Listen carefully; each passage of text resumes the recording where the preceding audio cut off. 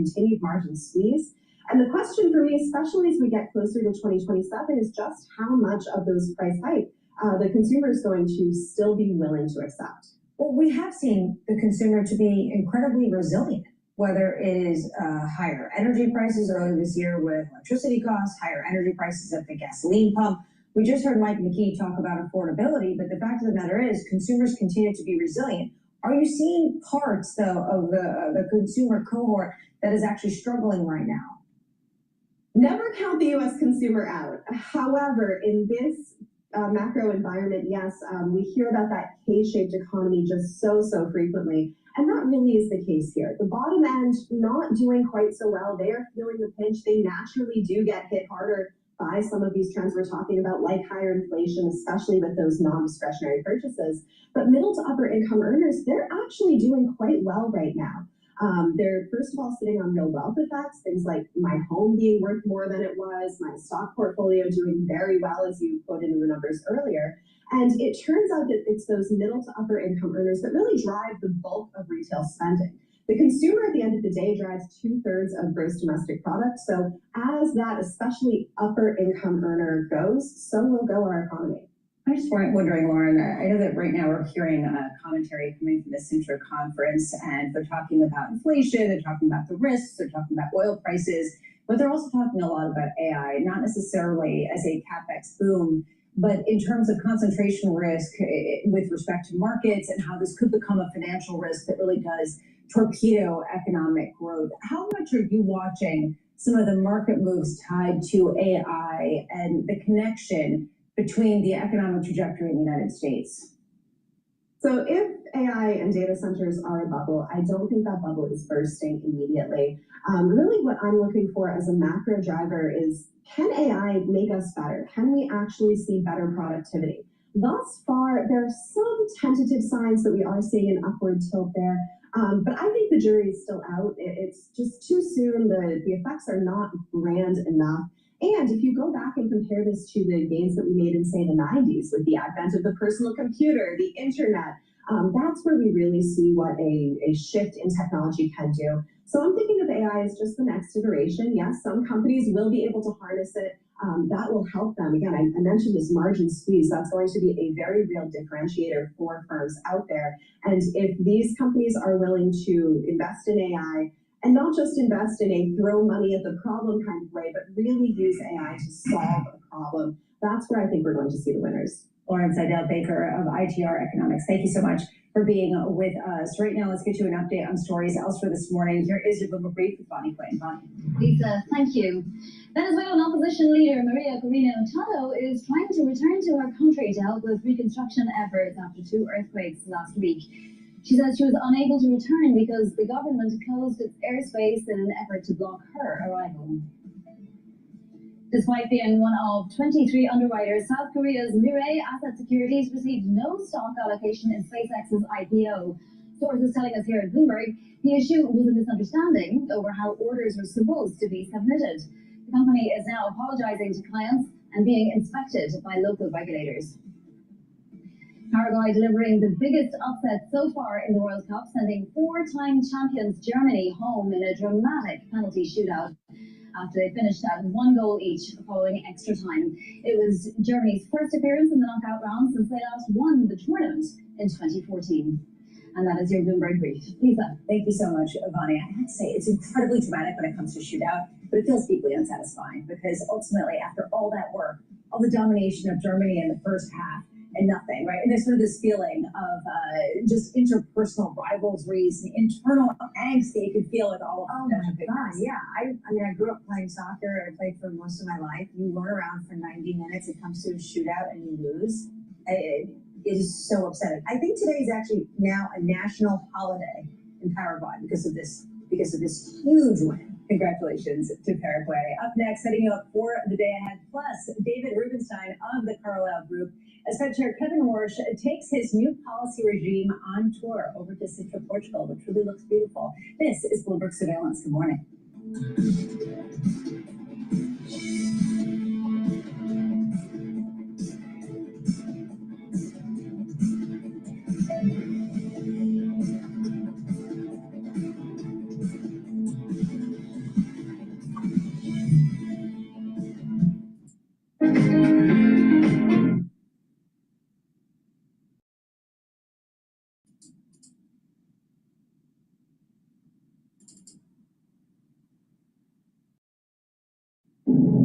Welcome to Atlanta, and I'm asking you to contribute $20 to this Senate campaign because I'm the only Democratic senator.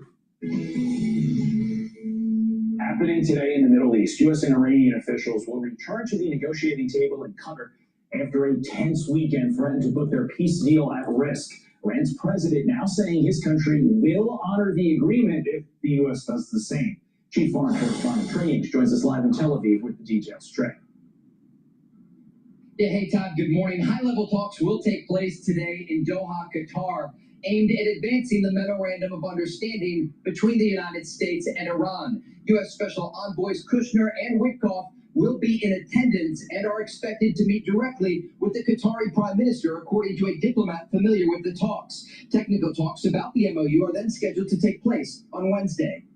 Meeting in Doha is going to be perhaps important, perhaps not. We're going to find out. We're winning militarily. It's almost won militarily, I would say. And it's really very simple. It's the denuclearization of Iran. We don't want them to have a nuclear weapon, and they're not going to have a nuclear weapon. They've agreed to that, no fairness. Iranian officials have indicated that no direct talks will take place between the United States and Iran while in Doha, but did confirm that a delegation will be traveling to Qatar. The 60-day window is meant to iron out the details of Iran's nuclear program and keep the Strait of Hormuz open. President Trump has indicated he reserves both military and diplomatic options after that time period. Iranian President Masoud Pezeshkian posted to X, saying mutual understanding is a two-way street. If the American side adheres to the agreement, we will also fulfill our commitments. Our approach to unreasonable saber-rattling and baseless threats is to rely on rationality and human dignity in decision-making and to defend decisively and fearlessly when it comes time to act. Now, Iran's president did not mention Iranian attacks on the Strait of Hormuz that took place late last week and over the weekend. We're also tracking developments here in Israel, where Israeli Defense Minister Israel Katz spoke to reporters yesterday. He indicated the IDF has been instructed to prepare an independent Israeli operation against Iran and remains on alert. Katz said that Israel would strike Iran with force if more missiles are launched by Iran. The bottom line here, the ceasefire is holding, but there are clearly preparations underway in case these diplomatic conversations fail. Carly? Yeah, Trey, yesterday the president posted on True Social, Iran has requested a meeting. It will take place tomorrow in Doha, but as you said, Iran is denying that direct talks will take place. What do you make of that difference in messaging or what the reality of the situation could actually be later today? It's noon in Doha right now.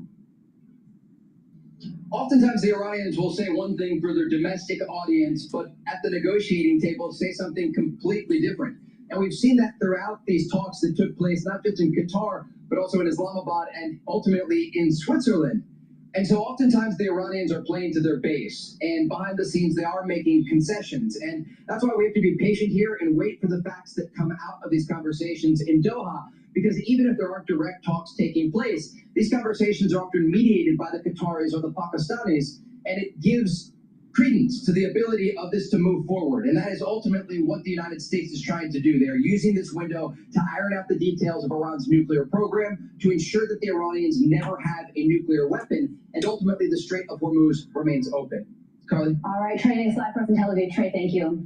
Let's bring in Senior Fellow at the Independent Women's Forum and Council on Foreign Relations member, Dr. Kanta Ahmed. Dr. Ahmed, thank you for joining us. So what do you think about the latest? And Trey saying that there could be a potential for direct talks to take place. You never know, but there is certainly a potential for moving the ball forward here. Look, I think dialogue is always good. It's not surprising that there may not be face-to-face interactions between the US and the Iranian delegation at this point. That's the role of Qatar.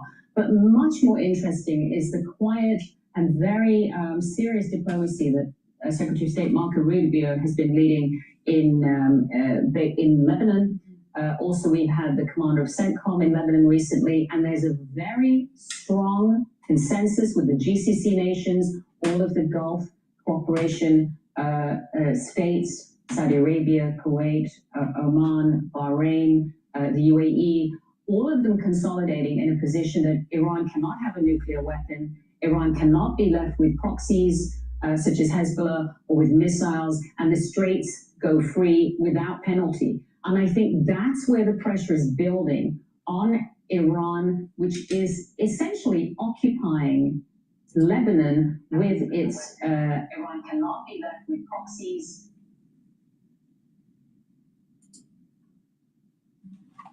Of Hezbollah, that's where the pressure is building. Yeah, Lebanon, or Hezbollah and Iran synonymous with one another, and there is certainly a lot going on when it comes to Israel. Yesterday, the president said when it comes to these efforts in Qatar, that Qatar this week could be perhaps important, perhaps not. We're going to find out. What do you make of the president's phrasing there? I think the president is a masterful communicator, and there's value in strategic ambiguity. We, the public, don't need to know every detail, and most of all, Iran is on the back foot. It is badly injured. It is. There are inflationary pressures coming out of the war in Iran, for sure. Oil prices have been up for a while, and while they probably are going to recede, I do think there's some residual inflation, but I suspect that the Federal Reserve Board can wait another quarter or so before deciding it needs to raise rates. And I'm not saying it will have to, but Kevin Warsh is a very smart person. He's got the president's confidence. Those are a little bit more fundamental to our economy, but if we stay in this kind of government. I want to rewind the video here because it's dealing with David Rubenstein, who I met recently. They're interviewing him on Bloomberg. The healthcare sector as the only job creators out there. Ask the question, if there's a moderate hike. Yes. To outpace inflation. I think we're at.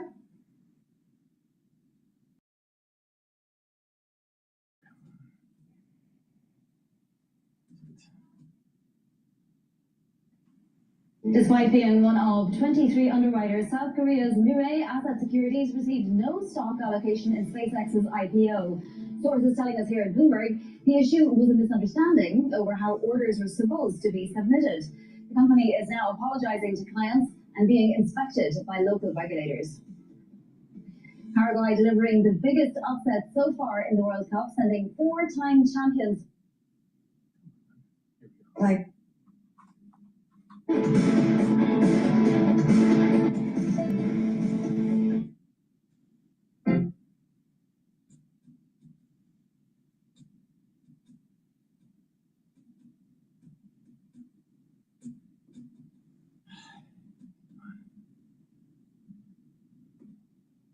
Inflation press. Asset management, the debate seems to be not necessarily what the Fed will do this year. A lot of people think maybe a hike, but more likely on hold. It's next year. Is it going to be a hike or is it going to be a cut? Right now in markets, you can see a fading of the optimism earlier this morning, although S&P futures just about unchanged. Two-year yields 4.12% up, nearly 2 basis points. Brent crude has been fluctuating around all morning. Just essentially flat at $73 on Brent. And you can see that Japanese yen continuing to weaken. The weakest levels going back to 1986. A question over to you, Bank of Japan. What you gonna do? Counting down to the opening bell. Here's a trading diary for the week ahead. It's 10 a.m. Eastern. JOLTS data and consumer confidence after the close. Nike earnings. How goes the turnaround that hasn't really led to any kind of pop of the shares this year? Wednesday ISM and ADP data plus Fed Chair Kevin Warsh. What does he stand for? What will he say? He'll be speaking in Sintra, Portugal, Thursday. The June payrolls report, and on Friday, a day off for the 4th of July, the U.S. Independence Day. Looking ahead to the Fed Chair's international debut, Kevin Warsh taking the stage tomorrow in Sintra, Portugal, alongside global central bankers. David Rubenstein of Carlyle joins us now. David, thank you so much for being with us. Always great to get your thoughts. How much are you looking at this moment as an inflationary one that requires higher rates as a result of some of the dynamism that we're seeing in other pockets of the economy? Clearly, the ECB has raised rates recently, and other central banks around the world are raising rates. But Kevin Warsh clearly has a mandate not to increase rates all that much. And I think President Trump is not looking to him as somebody who's going to raise rates very much. The most recent meeting, the Fed did not raise rates, and I suspect that Kevin Warsh will wait as long as he can before raising rates. President Trump has a lot of confidence in Kevin Warsh, more than he did for whatever reason in Jay Powell. So I think Kevin Warsh can raise rates if he needs to, and I think he'll get less criticism from President Trump. But but I think he would prefer to hold off doing that for quite some time if possible. David, do you think that he needs to? Do you think that right now the inflationary pressures that you're seeing coming from AI, whether it's in portfolio companies, whether it's in just business more broadly, are something that is going to be sticky and requiring of a policy move? There are inflationary pressures coming out of the war in Iran, for sure. Oil prices have been up for a while, and while they probably are going to recede, I do think there's some residual inflation, but I suspect that the Federal Reserve Board can wait another quarter or so before deciding it needs to raise rates. And I'm not saying it will have to, but Kevin Warsh is a very smart person. He's got the president's confidence. Unfortunately, Jay Powell did not have the president's confidence, so I thought he did a good job. But Kevin Warsh, I think, was going to have much more leeway to do what he wants to do than Jay Powell did. David, when you say clearly has a mandate not to raise rates, you mean he clearly has a mandate from the President of the United States? Are you then insinuating that you don't think he's truly independent? Well, I think he is independent, and I think he's very strong-willed, and he's a very smart person. He's got a lot of experience. He's been on the Fed before. But I think it's the kind of situation where President Trump relies on him more than he probably does on Jay Powell. He's known him for a longer period of time. He's known his family for a long period of time.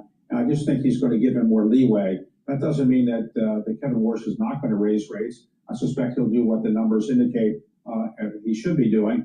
And I do think he will effectively control the Federal Reserve process.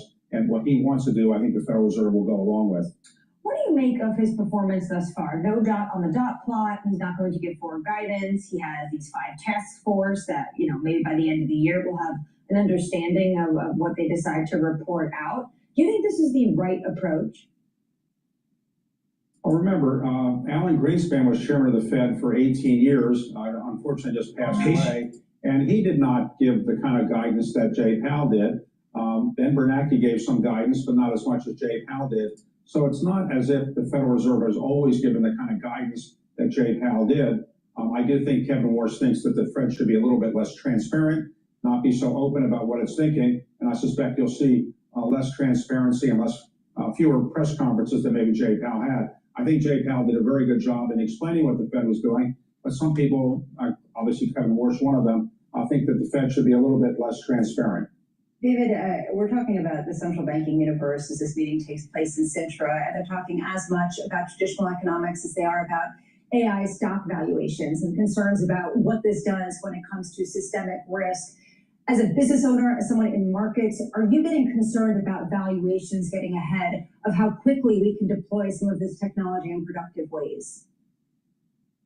Enormous amounts of money is now going into AI and going into data centers. And the theory behind investing is you get your money back with a return.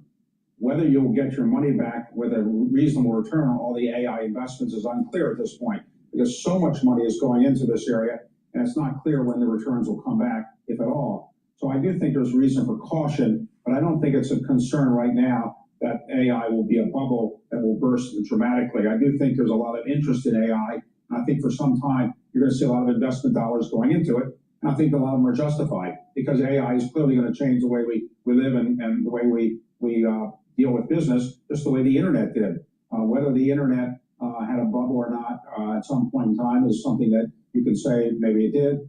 AI could have a little bubble at some point, but right now I think the markets are still fairly resolved that AI will be a pretty good thing to invest in. And there may be at some point in time, there might be some slight reduction in the values, but generally AI is here to stay, and enormous amounts of money are going to go into this area. Yeah, something I'm sure that you talked about online and offline with Rick Wurster in your latest episode of Bloomberg Wealth, which we'll get into in a second. How much do you see AI and some of these large language models transforming the asset management industry, not just on the retail side, on the private asset side, in your business, what you're doing? Well, AI is here. They're going to change everything. For example, in the investment world, AI models are being used to assess whether a deal is a good deal or a stock is a good deal. The models will get perfected over a period of time. But I do know that some private equity firms are beginning to look at AI as a help in making decisions about whether to pursue certain investments. Most of these AI applications that he's talking about in terms of go, no go on a deal or determining the viability of a deal, These are regression analyses. What you can do is take data of multiple variables, create a model through regression, and you plug in the values for those different variables, and voila, you'll have a function that will tell you go or no go for a particular deal. So we're talking about data and analysis here. We're not really talking about the need for AI. You really need AI to do this? Because all you need is a bunch of variables in Excel for a column, and you have, a certain time, a time series or some other series, and you're going to be able to do a regression. So why do we need AI? Now, there are applications where AI is important, but a lot of this stuff, it's just companies weren't using the tools that were available that have been around for 150 years or more. It's called statistics. It's really simple. But what it is you have a bunch of people in the C-suite that really don't know statistics. You have a bunch of people that are underlings that are doing the daily work that really don't understand statistics or how to use it.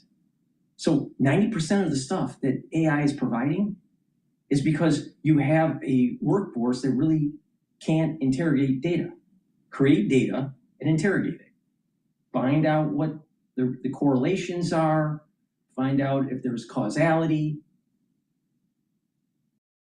It's not that hard. There's a bunch of statistical functions in Excel. You can do most of this stuff in Excel. The important, and your business isn't changing that often, where you have to have some sort of real-time feed and all this stuff. What he was talking about in terms of deals that should be invested in or not. So you come up with 30 variables that are involved in a deal. You have your history of what the variables were and what the end result was in a particular deal. And you can just do a regression on it. They'll tell you. It's not that hard. And even if you don't want to do a regression on it, all you got to do is just look at the table and just think about it. Just stare at the table and look at the pattern. There'll be patterns that you'll notice if you actually spend the time to look at a table. And you'll realize, well, if a company, if we invest too much in this company relative to revenues, maybe they fail. So you interrogate the data. What's this need the AI? You don't. You don't need the AI. That's the point I'm making. All you need to do is do a regression analysis. Stupid. I know my own firm, in certain areas, we have used AI quite extensively to help us speed up the decisions that are about to be made. For example, you're looking at a large portfolio of investments, and you can make the decision about whether they're good or not much more rapidly when using AI technology. Bullshit. This is something That's that total I think bullshit. Emery wants That's to total know. bullshit. What it is they could have used a regression analysis. What he just said is total bullshit. And anyone that knows anything about statistics would agree with me on this. Now, there are things that you can use AI for, like taking text of a document, important features, and ask it to convert it into a consumable type PowerPoint product that looks nice, that has a certain type of theme or whatever. And it'll do it pretty well. I'm trying this. You can have a set of data or a summary or a PDF fed in, and it can take that, summarize it, and convert it into PowerPoint. Then you can tweak it in terms of the theme. Depends on how you create the slides. You can do this in ChatGPT, but you can also do it with Copilot. And it does a great job, and it speeds the process up. But in terms of deciding for a deal or no deal, you don't need AI. You don't need AI. You need regression, but you don't need AI.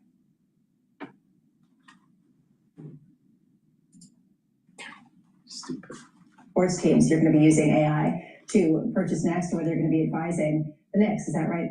Well, David, I know that you recently were at an NBA meeting and gifted the Declaration of Independence a replica. I'm not going to nudge you about the Orioles, but if you were Mr. Dolan, what would you do right now with the New York Knicks? I think I have enough problems dealing with my own baseball team and challenges, so I'm not going to give any advice to anybody else.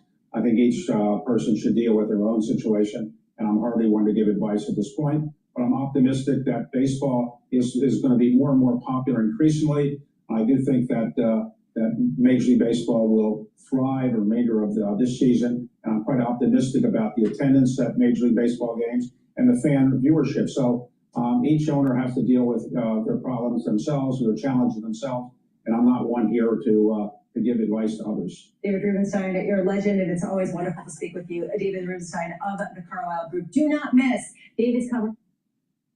The truck oil imports. Yeah, I was able to see him in an event, and we were talking about the event was dealing with the Declaration of Independence, how important it is to the country, the importance of history, and how the youth needs to learn U.S. history. Why are we picking July 4th as the actual birth of our nation? Great conversation.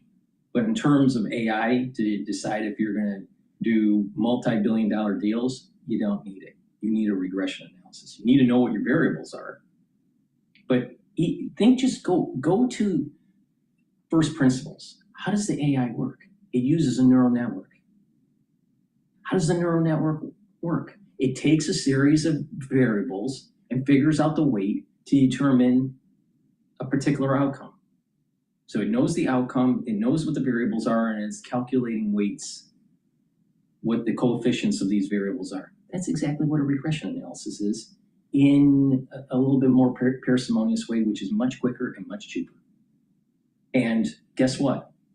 It's pretty accurate. You can do a neural network of 30 variables and a regression analysis on 30 variables. If you do the regression analysis properly, the accuracy between the regression analysis and the neural network is going to be almost the same. What becomes important in using AI is when you're using billions of variables or thousands of variables, where it's too hard to do a regression analysis. But most companies don't have a billion data points to track and variables. So most businesses, including private equity, VCs, they don't need that. See, the main point that I'm making here is that everyone thinks answer is AI, answer is AI. No, answer is data and data interrogating, understanding what the data is saying. Now, some data is so large that you need help. That help can be sped up by using AI. And in some cases, you're wasting your time with AI or your money. And you can do the data interrogation and the analysis with simple statistical tools that most people coming out of business school are trained in. Unfortunately, most people out there don't use them. The regression and the statistical analysis in Excel has been available for people to use for at least 2 decades. 2 decades, 20 years, 20 years. And everyone now is jumping on the bandwagon of AI to determine if you should do a deal or not. People were doing investments in finance by understanding a particular stock relative to a benchmark like the S&P 500, if they should underweight it or overweight it. Or just natural return of the S&P 500 and deciding to buy or sell the S&P 500 with the current time period. That can be all done in regression. See the point that I'm making? You have to understand what the AI is. The AI is nothing but a very large neural network. And in that neural network, it's calculating coefficients for variables. When you're training it, it knows the output from the data that you're training and the different variables. And it's creating a network, it's creating a series of regressions to understand what those weights should be, what those variable weights should be. Now, some variables will drop out, some variables will be really important, but it knows the output and it knows what the variables are. And it's training and getting to become more accurate to get to the output. And it's adjusting those variables and those coefficients. That's exactly what a regression is. People need to wake up. Don't waste your money. If you have a small business, don't waste your money on AI. You're totally wasting your money on AI. Because most small businesses, and when I talk about small business, I'm talking even $100 million business.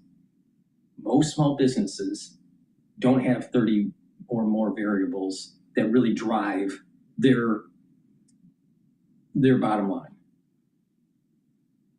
If you really want to be honest about your business can be boiled down to about 10 variables.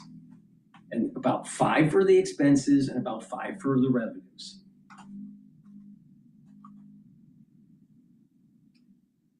Hello, my name is DrPaulCottrell. Thank you for joining. We are live streaming on Rumble and YouTube. And where else are you going to get great information like don't overly invest in AI?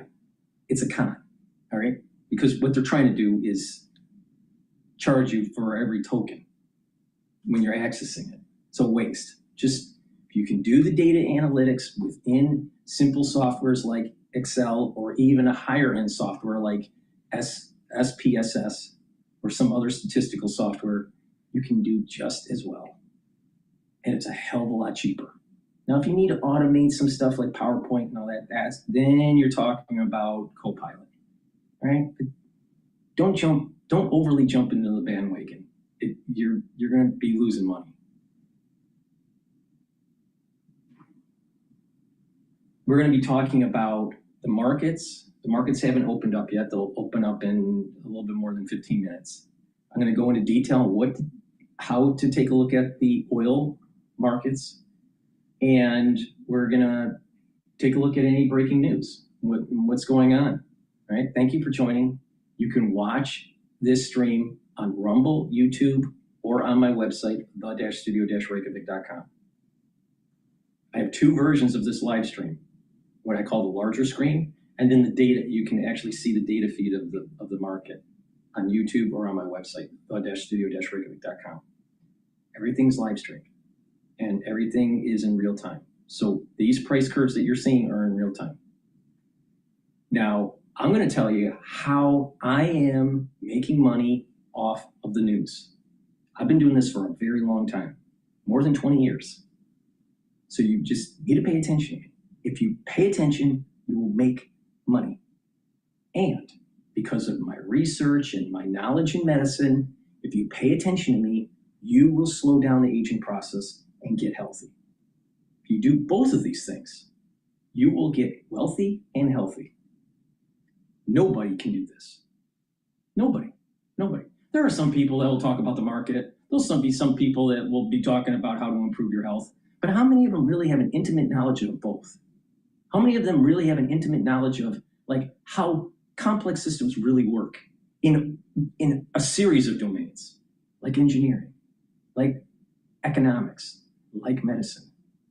Very few people. Very few people.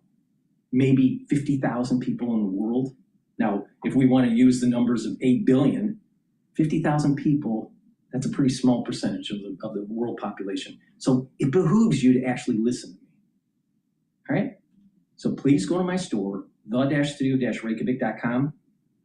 Get the C60. C60 is a antioxidant that is almost 1,000 times more potent than vitamin C. Why? Because C60 is a molecule that looks like a soccer ball. It's a buckyball. It's a fullerene. 60 carbons connected together. And when you have carbon next to carbon, what it does is it shares electrons. It has 4 electron valence spaces, all right, to be able to share, right? So what will happen is that it shimmers. This buckyball will shimmer with electron activity. This is important because what it does is this will discharge or absorb or neutralize free radicals. Now, free radicals do damage to your body. What you want is to take a teaspoon of this every day, C60. You can get it in avocado oil, extra virgin olive oil, and MCT coconut oil. But take a teaspoon a day every day, preferably on an empty stomach in the morning for best absorption. It has to be in an oil because it's lipid soluble and it allows you to absorb. Now, what will happen is it'll get into your cells and C60 will soak up those free radicals, bring down inflammation in the cell, and improve your mitochondria. Your mitochondria is a powerhouse for energy. People age because one major reason people age is because the mitochondria declines in population within the cell and in health of the mitochondria. By taking C60, you're improving the health of your mitochondria. You're increasing your energy because your mitochondria is producing the ATP that your cells need for energy. Now, when your cells have more energy, you've attacked one of the major pillars of aging, energy. When people look like they're older, what do they say? Oh, they're out of energy. They look like they're out of energy. They can't even move. All right? If you pay attention throughout this whole broadcast, I'm going to tell you how to slow down aging. So C60 will soak up those free radicals and boost up your energy. For the vascular level, it's going to soak up free radicals and reduce the concentration of what is called oxidized LDL. Oxidized LDL builds up as plaque. When you have less of it, you have less plaque formation. That means your cardiovascular system will improve over time. That means you'll have better blood flow, including to your brain. And when you have better blood flow to your brain, your hippocampus will have the nutrients it needs so it doesn't die. Now, my father died from ischemic dementia. It sucks. Anyone that has ever seen a patient, a loved one, whatever, a friend that had to suffer from dementia, it sucks. All right, so you better pay attention to me here. Better blood flow to the brain improves the hippocampus. Now, C60 will also get into your neuron, and that neuron will have stress, right? So C60 will bring down the stress and soak up the free radicals and help the mitochondria of the neuron. That way the neuron has the ATP to create the neurotransmitters, so you'll have the better neuroplasticity, positive neuroplasticity, so your dendritic connections are connected. You'll be able to think better. You'll have better memory. You'll have better sleep. You'll be able to concentrate better. So C60 helps not just cardiovascular, but also brain function. It also helps with your immune system and your endocrine system by bringing down inflammation and soaking up those free radicals. And at the basal layer, C60 will improve your basal layer of your skin. So over time, when you're creating new skin cells, those skin cells that are being produced are healthier and healthier over time. You will look younger. Now that's a little bit more of a vanity issue, but internally, your cells will perform better and be younger. So when you're soaking up those free radicals and reducing stress, you're reducing methylization of your genes. And when you're reducing the methylization of your genes, you're slowing down the aging process, because through time, what will happen is that when you age, you're going to start to methylate more of your genes and your gene expression starts to go down. And you're deviating away from your youthful gene expression. So you take a look at when you look at the epigenetics of you being younger and what your expression profile was, gene expression profile was, compared to when you're older, it's different because of this methylization process. So your genes change. The epigenetics of your genes will change. You'll have some areas will be methylated more, some areas will be acylated more. But the point here is that over time, you're building up methylization of your genes. You want to slow that down. You can slow that down by taking C60. And by doing that, you're slowing down the aging process. Now, I've been doing this for over 10 years every day. It works. But there's magic in what I have to say. There are some people who'll just buy C60 from some vendor, all right? The magic is the stacking. Stack how I stack it. And that way you're targeting all of the components that are dealing with aging. Now, I'm almost the same age as Dr. Sinclair, all right? I'm older than Brian Johnson. I'm healthier than Brian Johnson. And Brian Johnson is a tech bro that spent $2 million a year to try to slow down aging. You listen to me, it's affordable, and it works. And I've been doing this for a very long time. So just pay attention and just do it. And by doing it on a regular basis, you will notice that you are slowly getting healthier and younger. Now, are you going to be able to fast track back to adolescence? No. But the point here is that as you're aging, you're going to have more vitality and more longevity. Now, it's a holistic approach, but it works. Now, you can either be dependent on pharmacopoeia when you get older, or even now, if you're middle age. More people are depending on pharmacopoeia as they're getting into their 30s. And oh, by the way, cardiovascular disease in the United States starts at age 15. 15, not 35. So, it's your path, modern man. Which way do you want to go? You want to take pharmacopoeia, or do you want to listen to Dr. Paul Cottrell?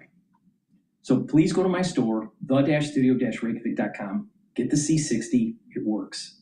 But pay attention to the stacking, as I will be talking about it in this broadcast. And if you go to the store and purchase the products, make sure you use discount 5 so you save a little bit of money. But pay attention. This works.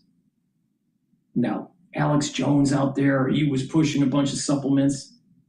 Now, Alex Jones, chronologically, is younger than I am. All right? He's 2 years younger. Does he look 2 years younger than Dr. Paul Cottrell? Or does it that Dr. Paul Cottrell looks 10 years or 20 years younger than Alex Jones? Holistic approach, proper supplementation and stacking is the answer. Please go to my store, the-studio-reykjavik.com, because the proof is in the pudding.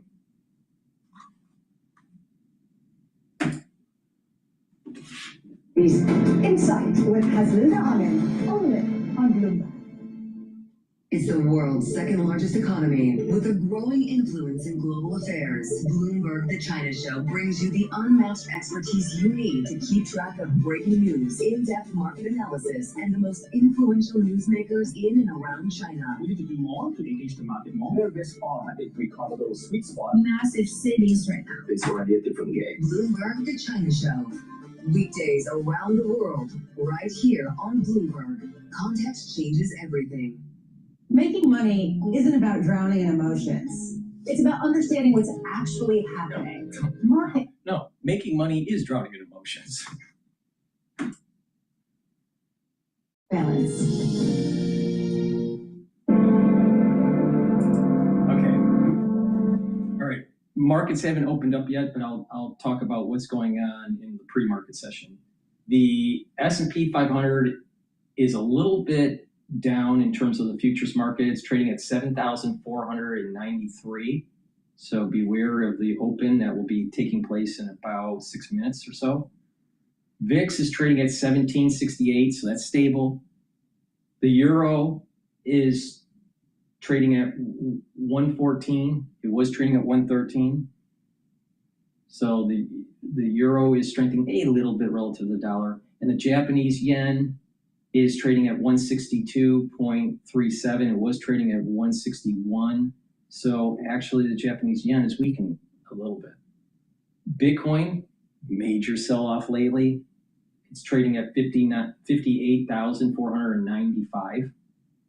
If you're still in Bitcoin, get out. Now, when I was trading Bitcoin, I got out at 95. So, and I did not go back in. I'm never going back into Bitcoin. But I was lucky. I made some money, and but I was out at 95. But the thing is that if you want to take the big risks and go into Bitcoin, that's your own thing. I don't believe that there's fundamentals with Bitcoin, and many people are starting to dump because they're thinking that this is not going to retrace back up to 110, 115, 120. Now, if you want to short Bitcoin, that's a different story. You'll probably make some money. Now, oil is trading at 70.94. Now, what is interesting is there's around $68, $69 a barrel support level. And I did an analysis, published it on Saturday, watch it, and I go into detail about the oil market, the natural gas market, the belly of the curve for the treasuries, the VIX, the S&P 500, and what's going to happen here. Now, there's going to be a trading range between about 68 to close to about 75. If we start hearing negative news with the Strait or with the MOU, something's going on with Iran, whatever it is, Israel, some bad news out of the Middle East, it's going to test the 78 resistance level.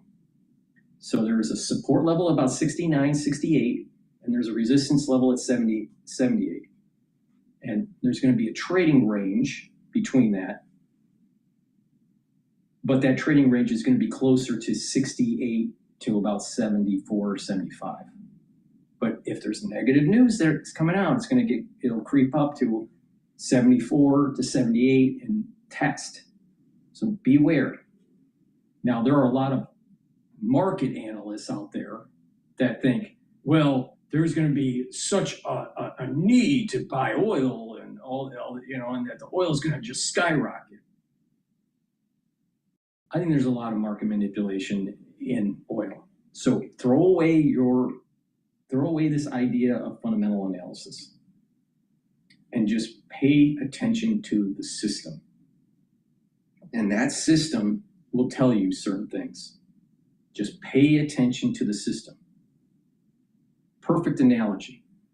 When you're going fishing and you're a biologist and you know exactly when the fish are going to go down the river because of spawning or whatever. But over time, you're noticing that something's changing. But you don't know why, but something's changing in the environment and the spawning cycle is changing. Not as many fish, but you don't know why.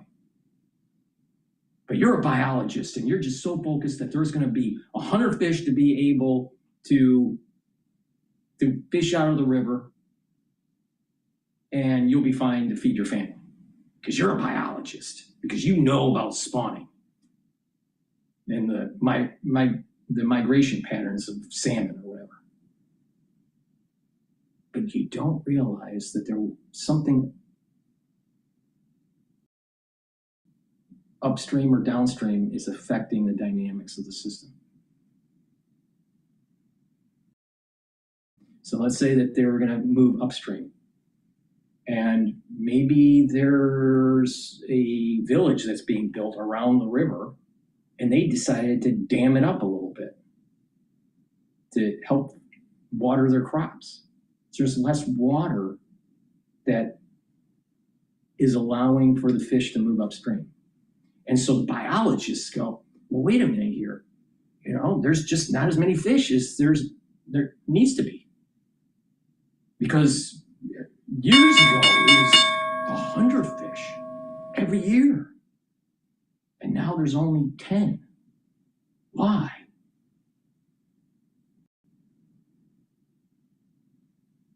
Maybe my story, you know, is a little flamboyant, but it hits to a point.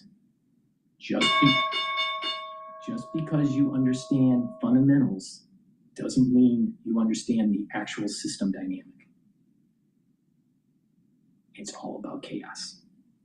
And that's the exact reason why the professionals during the crisis in 2020 failed. They all thought they knew better, but they didn't pay attention to a new variable called hubris. All right, markets are open. The S&P 500 is trading at 7,438. VIX is at 17. Oil's trading at 71.06. Natural gas is trading at 3.258. Now, I'm going to tell you how I'm going to be making money. Now, you know, you do it the way you want to do it. I'm going to long S&P 500, and I'm also going to short natural gas. Why?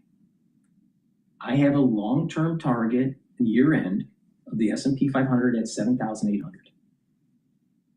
There's a support level of 7,200, near-term support level. There's also a support level at 7,000 for the S&P 500, and there is a very, very, very strong support level at 6,800. So I can accumulate shares even if the market goes down. So just keep on buying in. Just keep on buying in. Just keep on buying in. But don't be stupid. Make sure you have cash on hand so you can do some micro adjustments. So if it starts to sell down, then you buy. And when it's making money based on your profit target, close, readjust the position, then go back in. All right? Natural gas, short. Why? Typically in July, natural gas will start, July and August, natural gas will start to go down. Now, there is another variable that's going on here. There's a heat wave that's happening in some areas of the world, and there's also more rain in some areas, especially in the Midwest in the United States. So you have heat issues going on in the United States, but also over precipitation. It is possible that natural gas won't go down to 2.6 because of the El Nino effect. But at 3.3, that's a little too hot for, no pun intended, a little bit too expensive for natural gas. And it seems like there's a trading range between 3.3 and almost 3.0, around 3.1, 3.05. So just play that range. Right now it's trading at 3.26. You have more probability of it going down than up. I just told you how to make some money.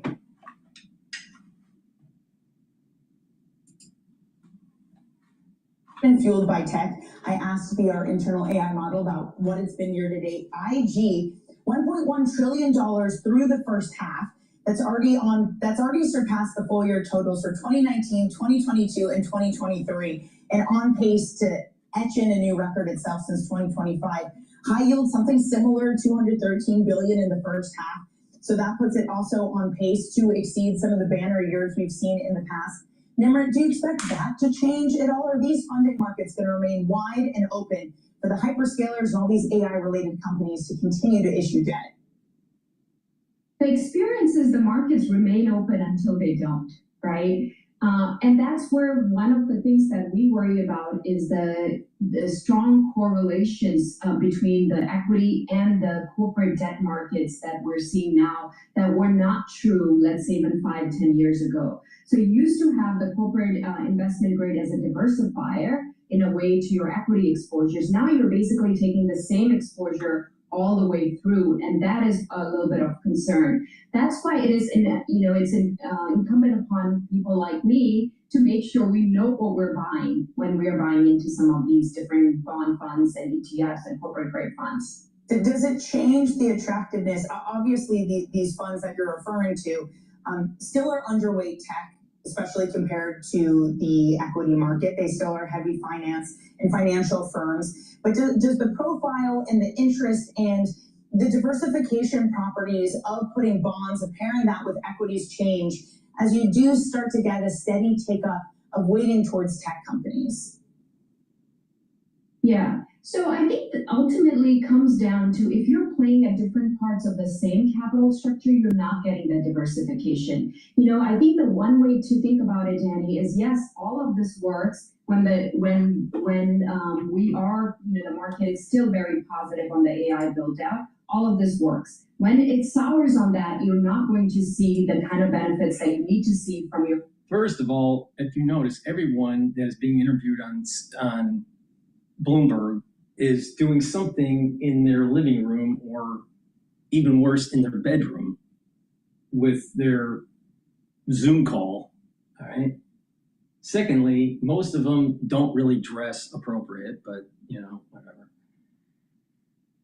This Kang, North Star Asset Management Chief Investment Officer, I guarantee you that their portfolio makes less than mine. Guaranteed. Now, let's think about this for a second, all right? Now, it's all about understanding the system dynamics. They make money by getting investor money and charging you a fee. And they hope to maybe make 3% more than the benchmark. What's the benchmark? The S&P 500 usually, but not always. But let's just say the S&P 500. The S&P 500 is up year to date at 8% around. When someone doesn't tell you that they're making 30 or 40% return year to date right now, they're not good. I guarantee you they're not doing that. Because they don't know how to understand, pull away from fundamentals and just watch. Just watch the system. You can figure out all the physics with the wind blowing in the air, but if you're actually sitting underneath the tree, the wind changes. Why? Well, it's chaos. You'll never be able to understand it, and nor should you. It's like normal not to understand chaos, right? But all you have to do is watch and try to benefit from the pattern.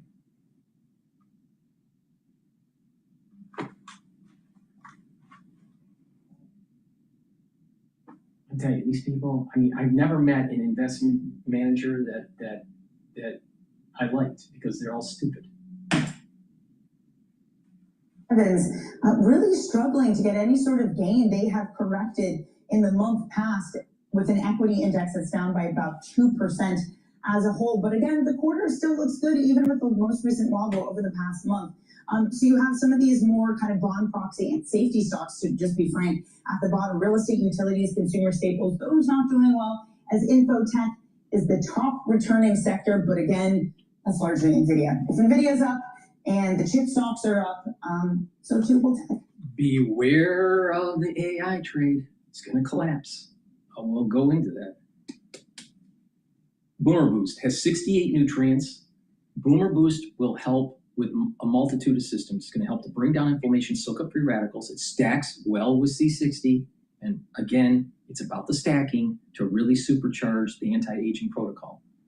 Now, with Boomer Boost, you're going to help with your musculature, your immune system, your endocrine system, your brain function. You're going to be able to sleep better and get rid of that brain fog. You're going to have more mental clarity. You're going to be able to think faster and have better memory. They'll help with your cardiovascular system by bringing down inflammation and soaking up those free radicals. You're reducing plaque formation. You're helping to supercharge your energy levels, so your ATP will improve. You're going to have a steady burn of energy throughout the whole day without any spiking. And you're going to be able to rev up your cellular metabolism. So you're going to be able to control your weight, and you're going to have more musculature. And by building up more musculature, you're also helping with brain function. How, Dr. Paul Cottrell? How does that work? You're going to be increasing BDNF, and you're increasing myokines, and those are neuroprotective. So actually building muscle actually helps with your brain. Not only that, helping with your calf muscles will allow for better venous return flow. Your calves are like a second heart. They'll help to pump the blood out of your lower extremities. So please go to my store, the-studio-reykjavik.com, get the Boomer Boost. You can take it separately. This is a month supply. It's really important to take every day.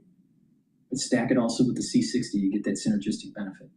And you're going to notice that you're slowing down the aging process. Your skin will improve, your hair, your nails. Now, this will have all the vitamins and minerals and other supplements that will help you slow down the aging process. This is your multivitamin, all right? So please go to my store, the-studio-reykjavik.com. Take this every day. Now, why did I say stay away from, be careful? I shouldn't say stay away, but be careful of NVIDIA, Oracle, OpenAI, Anthropic, all these companies. We need to pay attention to the historical precedents of 1873. And when the railroads were being built and the trusts blew up and the funding mechanism blew up and the revenue started to decline, a lot of people were hurt. Now, it's going to be a rhyme. It's not going to be the exact same thing, but this AI build out is very similar to the railroad industry in its early days. And we'll have AI, we'll have larger capability of compute and all this, but be aware there is a bubble that's forming. So I kind of try to either start saving a little bit of cash, all right? You still go into the S&P 500, but have some cash on hand. And if you want to be a little bit adventurous, wait until, use that cash, wait until you start seeing analysts downgrade NVIDIA.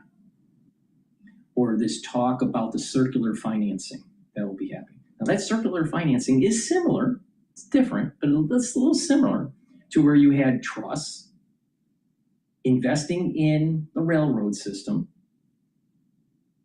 and the railroad system issuing commercial paper to try to finance the build out. And then all of a sudden they couldn't finance anymore. And it was a small pool of people that are doing this. And the banks were issuing trusts with no backing. And then the banks went belly up. So there was a crisis that took place in 1873. Something similar is coming. The AI bubble is not the internet bubble. The AI bubble is more like the railroad bubble. Pay attention. Now, if you want to be adventurous, have a little bit of money on hand, gotta be patient, wait for those downgrades, and then start going into ETFs that shorts NVIDIA. and just start shorting the hell out of NVIDIA, and you'll make a ton of money. Same thing with SpaceX. Exact same thing is going to happen. Now, you can't do it right now, but just be patient. It's going to happen. Now, I know that this is going to happen because I'm talking to people that are in the investment world in New York that are waiting for this to happen, waiting to capitalize on this. So the sharks are already there.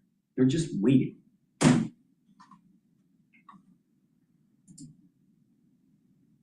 Wave of momentum. So this is kind of part 2 of the AI wave this decade, where memory and storage have led those games, Seagate, Micron, etc. It has not been NVIDIA and the other computer or AI accelerator providers that have driven this part of it. What's interesting is, like, there's also a cautionary tale in the data. I don't know if you guys have the longer term chart that you can put back again, but you know, this is the best quarter ever. But if you go back to the March quarter of the year 2000, it was a kind of similar story, that semiconductors would kind of have infinite momentum because of the advent of the internet. And that was like peak dot-com bubble. But the belief at the time was that people would buy computers and there would be growth in computer markets forever and ever. And that just, of course, didn't happen. So there's a long way to run in the second half of 2026. And capital expenditure growth is where people watch for to try and just decide if that continues. I also just wonder, sort of a sentiment check for this market and where we are, how big of a deal SK Hynix is going to be. They applied to file for a NASDAQ IPO, so like the application to do the application, but it is going to be one of these biggest ever listings, Ed, at a moment where a lot of listings are coming to market. So there's like 2 parts of the story though. SK needs money so that they can increase fab capacity for memory. SK dominates high bandwidth memory. I think they have almost 60% market share.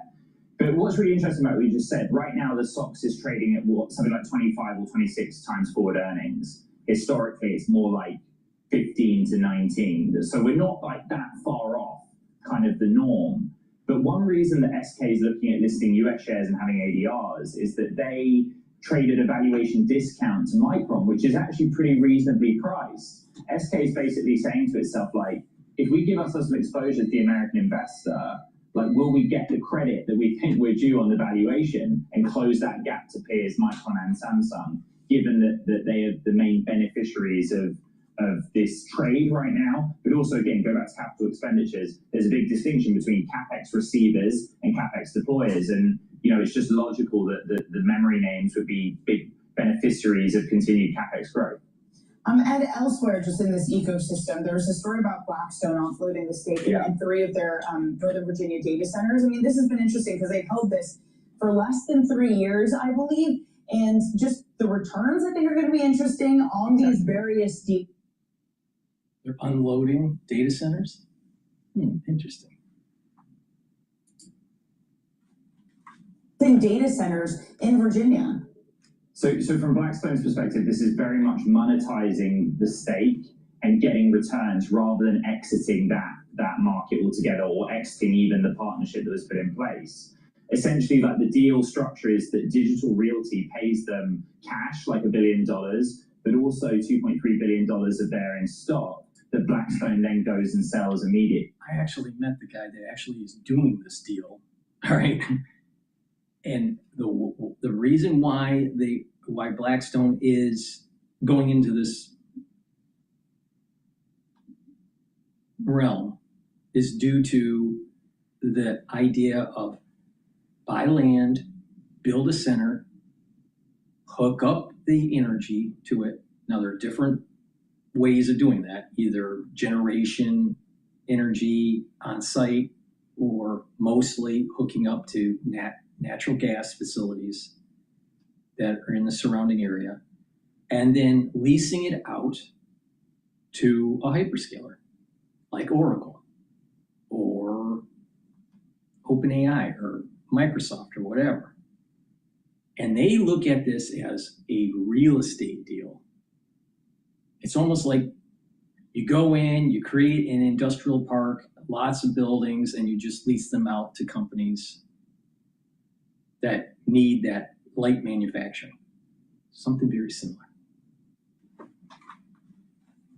And the reason why they don't want to go into the data centers is because, you know what?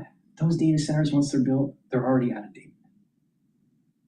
The chip development from NVIDIA is fast paced.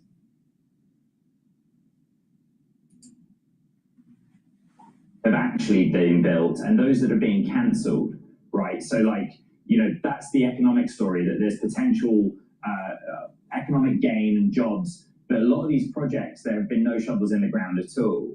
And so like that's one area that people are frustrated with, again, with the near-term energy inflation impact that those that are coming online are having in zip codes like the one Blackstone's operating in. Okay, and thank you very much for all of that. Really looking forward to Bloomberg Tech. Airs at 11 a.m. with host Ed Ludlow.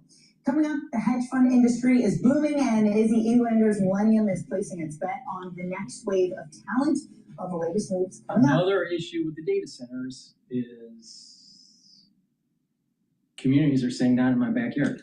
Please go to my store, the-studio-reykjavik.com, get the resveratrol. Resveratrol will help with youthful gene expression, help you to get rid of cells that are in senescence.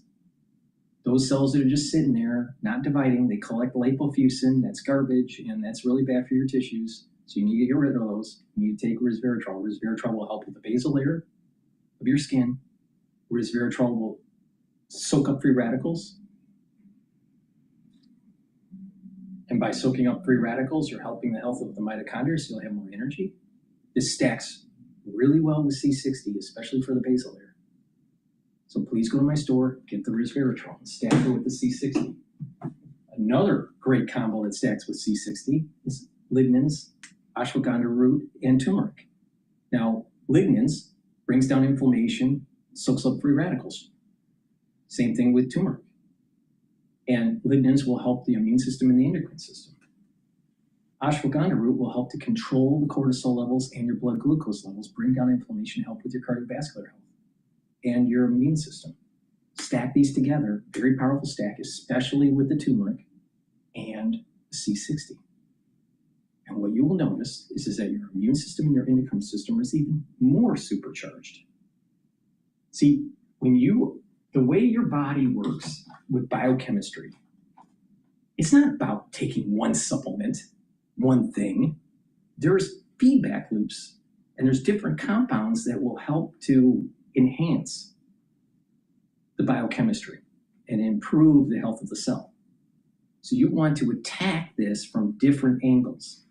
Different compounds, different ways. The goal is to slow down aging. What are some of the things that you need to deal with? Energy levels, bone density, cardiovascular health, neural health, immune system. So you have to attack it a multitude of ways, not just take vitamin D3 or just take a multivitamin. There's ways to the magic of you will get healthy by just taking a multivitamin. You'll get healthy by taking a couple supplements.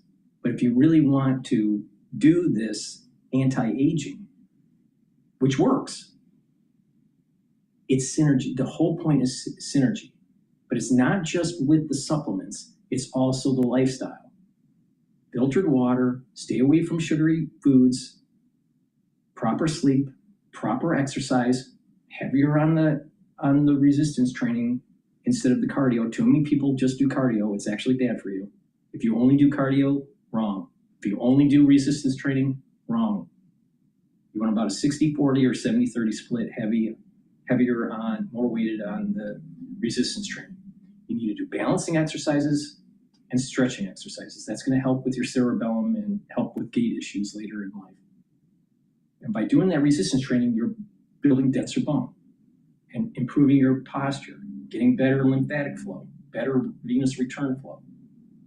Learning new things stimulates the brain, talking to people. When you do this in a holistic way, you slow down the aging process. And there's a lot of research that proves what I'm saying is right. Probiotics, another important feature to slowing down the aging process. It starts at the gut. Good gut health. So improve your food intake, improve your water by filtering it, and get a good probiotic. You can get the probiotics from my store, the-studio-reykjavik.com. You can get the powdered version, which is the way I take it, or the veggie cap version. Either one will help you. Now, what it will do is improve your gut biome. You'll be able to absorb your nutrients better. You'll have less inflammation. You'll have a better immune system at the gut level. You'll have a thicker mucosal layer. You'll have a stronger lining of the gut. You're going to be reducing allergies. You're going to be reducing leaky gut syndrome. You'll be improving your skin and your hair and your nails, because that also is related to your gut health. You can tell by someone that has poor skin that they have poor gut. You know, if you're a trained physician, you can look at someone physically, not touch them, not do any lab work, and see what sort of problems that individual has by just looking at them. So improving your gut will help with that. Will help with improving your body. Your immune system will improve, your endocrine system will improve, even brain function, because a good gut biome will allow you to get into the better sleep pattern.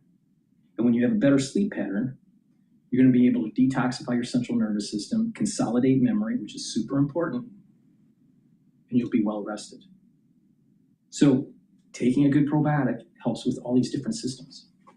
So please go to my store, the-studio-reykjavik.com, get the probiotics, the lignans, the ashwagandha root, the resveratrol, the turmeric, stack them with the C60.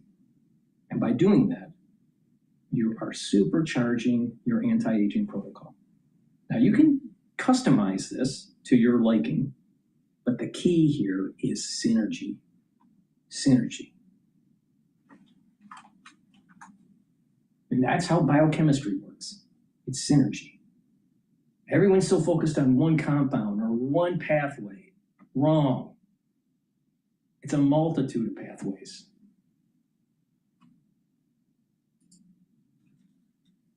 Biggest challenge and problem, there is no capacity in the hedge fund space, at least with the bigger funds, to take in another $10 billion. All things considered, probably a good problem to have. Nishant, thank you so much for joining. Excellent story. I highly recommend everyone go read it. That's Bloomberg's Nishant Kumar.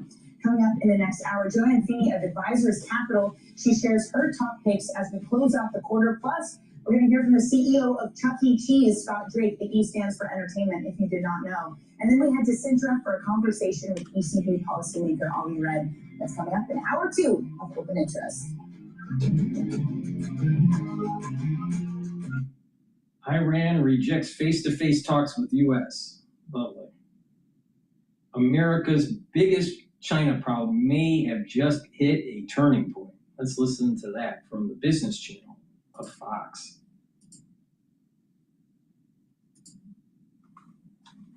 The U.S. Army partnering with Canadian miner Titan Mining along with U.S.-based permanent magnet company Realloys to develop critical minerals processing facilities at home. The move part of a broader Pentagon effort to secure defense supply chains and reduce reliance on China for materials used in weapons, batteries, and advanced manufacturing. Realloys also in exclusive Army contract talks to develop a heavy rare earth processing facility at the Tuolumne Army Depot in Utah. The planned facilities will refine heavy rare earths, including those essential to national security, and of course those used in the defense industrial manufacturing base. Joining me right now is Realloys CEO, Lippy Sternheim. Lippy, great to have you this morning. Thanks very much for being here. Congratulations. Thank you for having me. Yeah, we've been talking about critical minerals on this program for a long time, and we know that President Trump has made this a priority. Tell us more about this partnership. What specific metals are you focused on? So in rare earths, there are lights and heavies. Heavies would be the dysprosium and the terbium, the ones that go into everything the military uses, from F-35, submarines, missiles, drones. Heavies are where the temperatures need to be higher, so as you can imagine anything that's operating at much higher temperatures, such as fighter jets and things, have the heavy rare earths. Currently, China controls the entire supply chain of rare earths for heavies, which is with the processing, the refining, the metallizing, magnet making. And we are focused on making sure that this is brought to North American shores, and we do the full supply chain in North America between the US and Canada. I'm with Ryan Payne this morning. Ryan, jump in. Well, you made a good point. 80–90% is refined in China right now with these heavy rare earths. I guess the concern becomes at some point, if we start up our facilities here, does China just start dumping on the market again like they did historically, and that basically wiped out all the other players? What's your protection against that? So there's a law coming into effect on January 1st, 2027, goes by DFARS, which is that the U.S. defense space, but the defense industrial base and the U.S. defense cannot procure anything that has a Chinese nexus, which is a law in effect. This is not an executive order or anything, it's the law. So that, I think, in our case, in our scenario, would help us protect us against that. As far as in the light business and those things, the government is, which is for the EVs and things like that, the light rare earths, the government has put in price floors to some companies, and you've seen it in the news when they did a deal with two other companies and put a floor price of a floor in effect. So that would protect you against the price dumping. Well, look, the Trump administration is celebrating a major win against China in African rare earth minerals. The U.S. backing American company Virtus Minerals to develop 2 cobalt and copper mines in the Democratic Republic of Congo. That project would be the first U.S.-backed critical minerals investment in the country since the president announced the Washington Accord back in December, as Beijing currently holds 44 million metric tons of critical minerals reserves compared to America's nearly 2 million. China now tightening its rare earth grip on U.S. firms by imposing new export restrictions on certain rare earth metals to U.S. companies. That affects NP Materials and USA Rare Earth, both key recipients of U.S. government support. Lippy, what are your thoughts on these restrictions from China, and how is it possible that the U.S. is so reliant on China for these things? How did this happen? So we gave away, for cost reasons, I guess, over the last 40 years, over the last 4 decades, we've given away things to go fast and cheap and hard, and gave away in the process the fundamental security that we had with controlling things that we have. Currently, China controls, for the most part, all the refining and processing rare earth. As you know, President Trump said rare earth is not so rare. It's not it's not the rocks that are rare. It's the processing and refining, which are complicated technologies. It's also not a clean business, so to speak, so we let it go there, with today's environmental permitting and things like that. What we've done in that context is we've created cleaner, more efficient, American ingenuity, put together a flow. So today, the processing that we have, for example, just to throw out an example, hydrofluoric acid, which is one of the dirty parts or the unclean, dangerous parts of the business, we've created a hydrofluoric acid-free version. But for the most part, in a general sense, all the processing, everything was offshore in the last 4 decades. We're slowly bringing it back. But there is a deadline, DFARS, which is, as I said, on January 1st, 2027, the defense industrial base cannot buy anything with the Chinese nexus. The reason the military partnership is so important, because that gives the country the security it needs. Nothing is reliant on other countries. After that, we're building it here. We're building it with a partnership with the Army on their bases. That's how important this is for national security. All right, so breaking news, U.S. June consumer confidence is at 91.2. Estimate was 9.4. And the U.S. May job openings will be, the U.S. job openings were 7.59 million. Estimate was 7.29 million. So job openings are increased.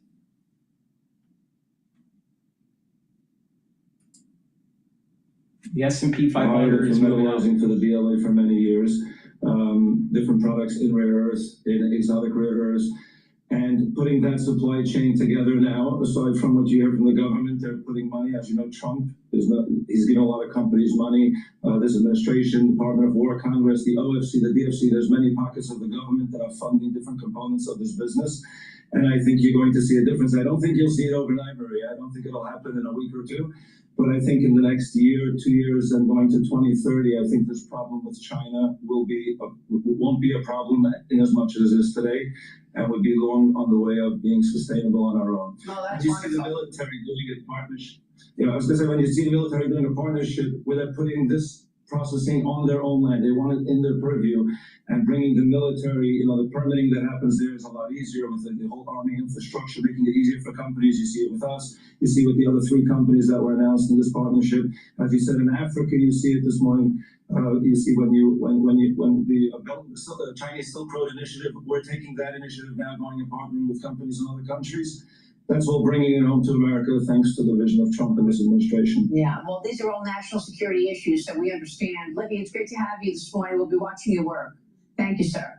Thank you very much. Lippy Sternheim joining us. Stay with us. We'll be right back. You're watching Mornings with Maria live on Fox Business.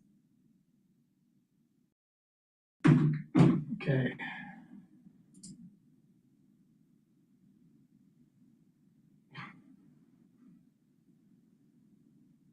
Let's see here.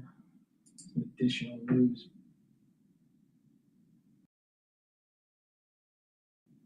All right. GOP pushes crackdown on China-linked universities. Hey, before you skip this ad, this is John Ossoff in Georgia.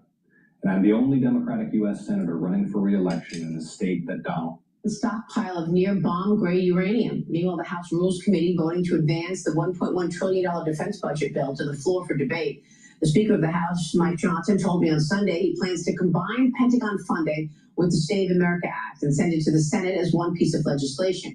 But Republicans are facing an uphill battle to regain control of the House floor after Florida Congresswoman Anna Paulina Luna led a blockade on the floor. She said Johnson's plan is not sufficient. She wants the Senate to pass Save America Act. Joining me now is Texas Congressman Pat Fallon. He sits on the House Armed Services Committee and is a U.S. Air Force veteran. Congressman, as I always, thank you for your great service to this great nation. I'll do it again. We appreciate your work. What can you tell us about the briefing? Well, we all want to see the Save America Act passed. The NDAA is a separate function of that. And, Iran's in a perilous position, and the United States is, believe it or not, in a strong position. And I know if you read a lot of the mainstream media, they don't want to acknowledge that, but that is the case. And we also know that the regime isn't to be trusted. So any agreement needs to be a trust but verified. And I think Secretary Rubio, more than anyone, is aware of that. Well, the defense package is clearly needed. We have depleted our weapons. What are your thoughts in terms of the defense package? Are you supportive of what the Pentagon is asking? 100%.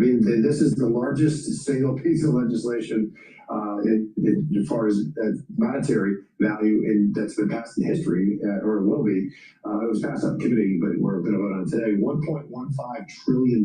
We need to expand our deterrence. We need to increase our military defense. This does have a pay increase for our soldiers and sailors and airmen, and that's something that I think is vital as well. But it's it's an increasingly dangerous world, Maria, and it's shrinking every day as well. We have to counter the threats that North Korea, China, Russia, Iran, and others present. Oh, I understand that fully, but we're also trying to ensure that we have safe elections. The Supreme Court made a ruling 5-4 that states can accept mail-in ballots up to 5 days after the federal election day is over. President Trump posted on Truth Social soon after the result, the fact that people's votes are allowed to be counted long after an election is over, writes the president.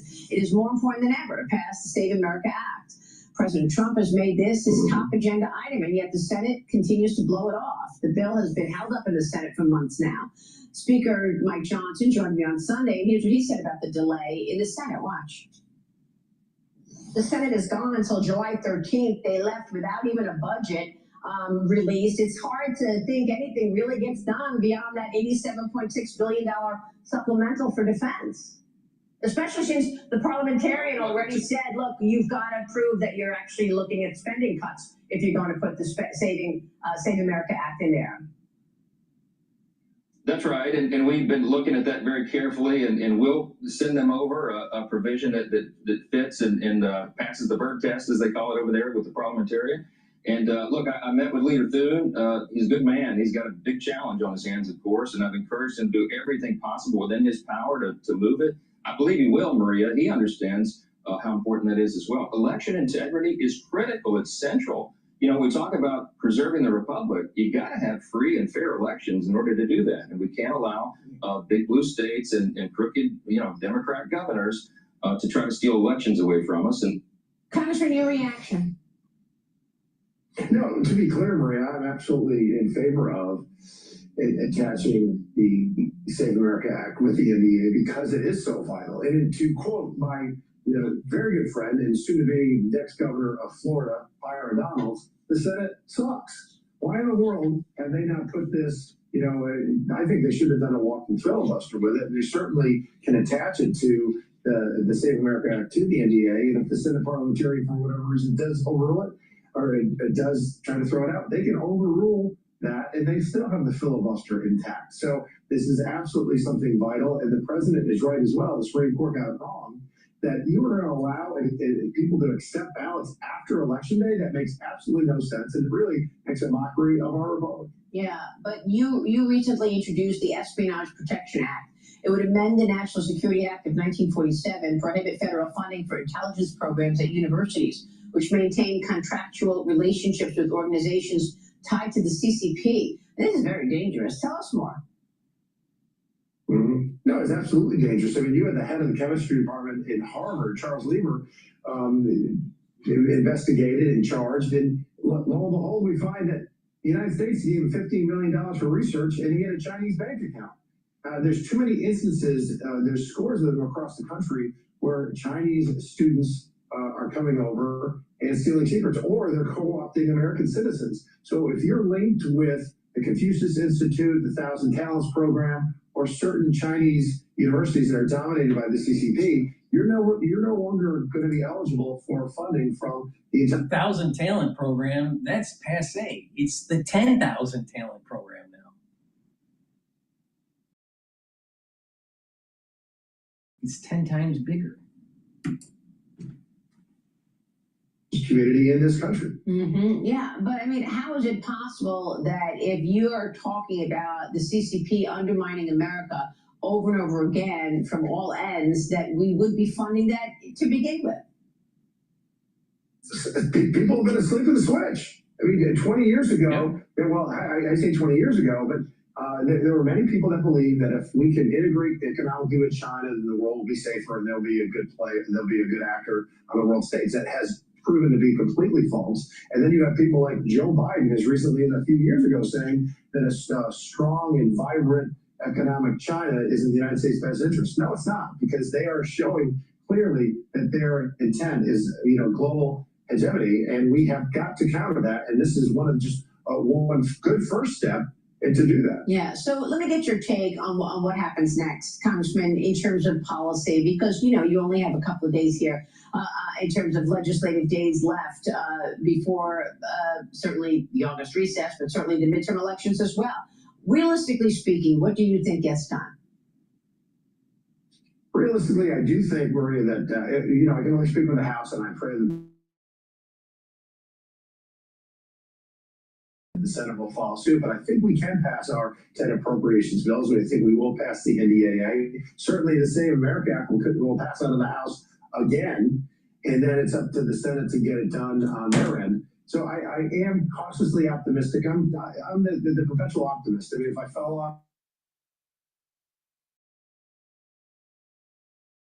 so good so far. So we'll see how it goes. All right, Congressman, we'll be watching. Thanks so much.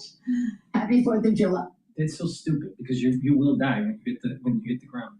Please go to my store, the-studio-reykjavik.com, and get the Gladiator Barley. This will help to build muscle, bring down inflammation, soak up free radicals, detoxify your body.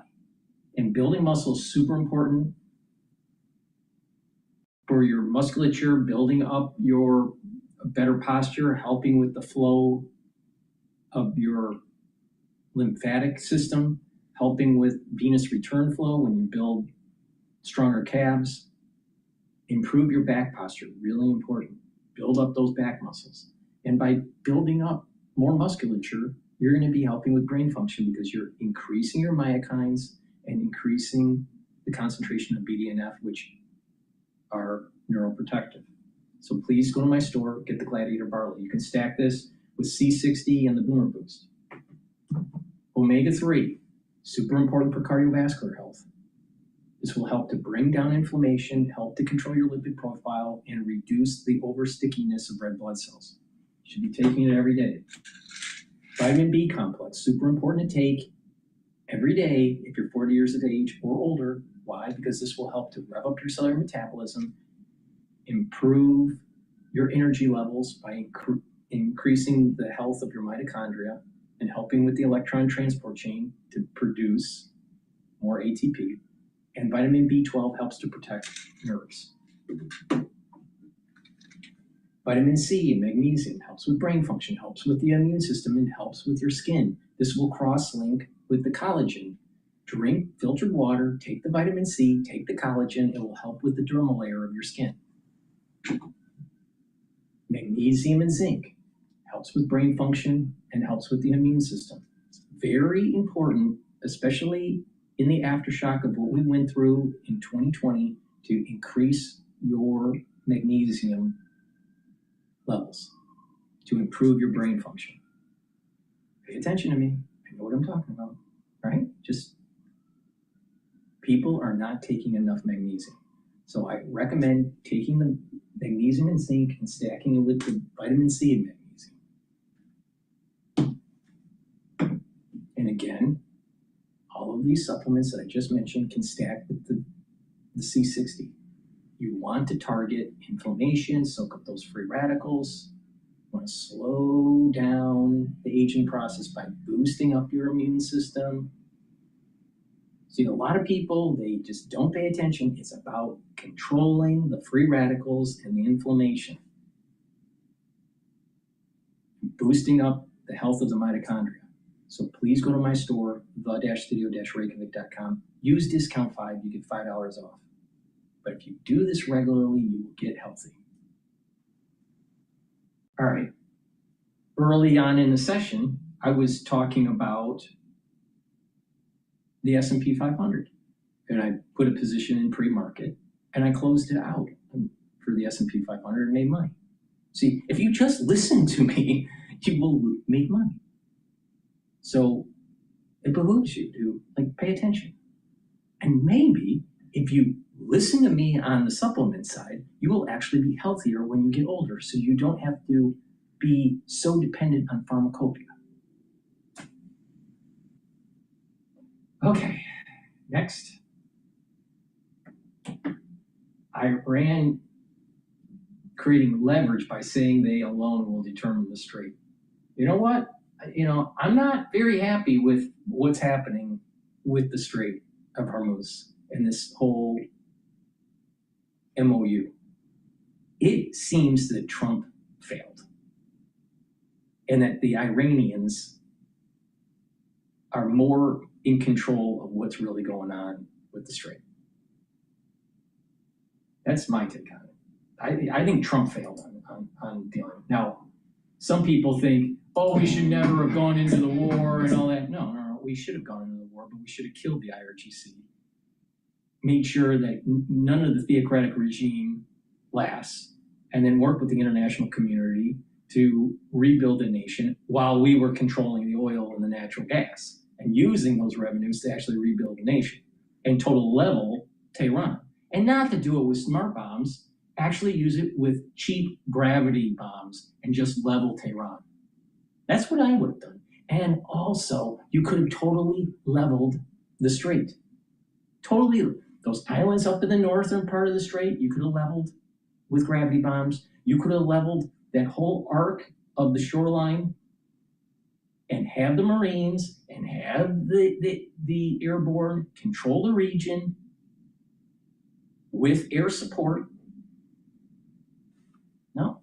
Have to have the really expensive smart bombs, call it epic fury, and not get anything done. It was epic failure, not epic fury. Stupid.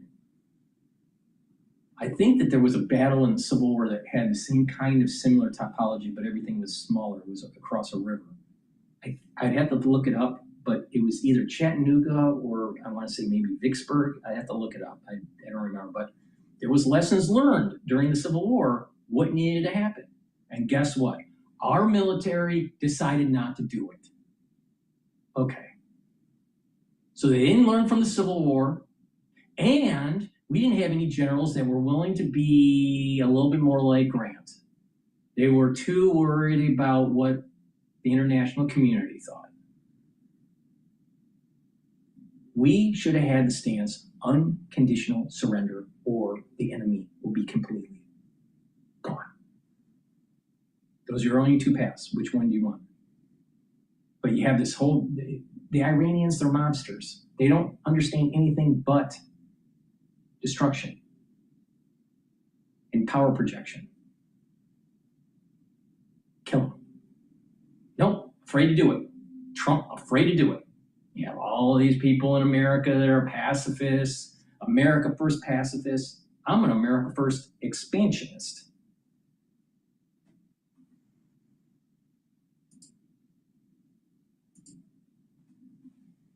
This one. Things could get seriously awkward for American negotiators in Doha, Qatar today. The White House says Jared Kushner and Steve Witkoff are there to lead talks to end the war with Iran, now in month 5. But Iran's deputy minister says you ever wonder why it's Jared and Witkoff?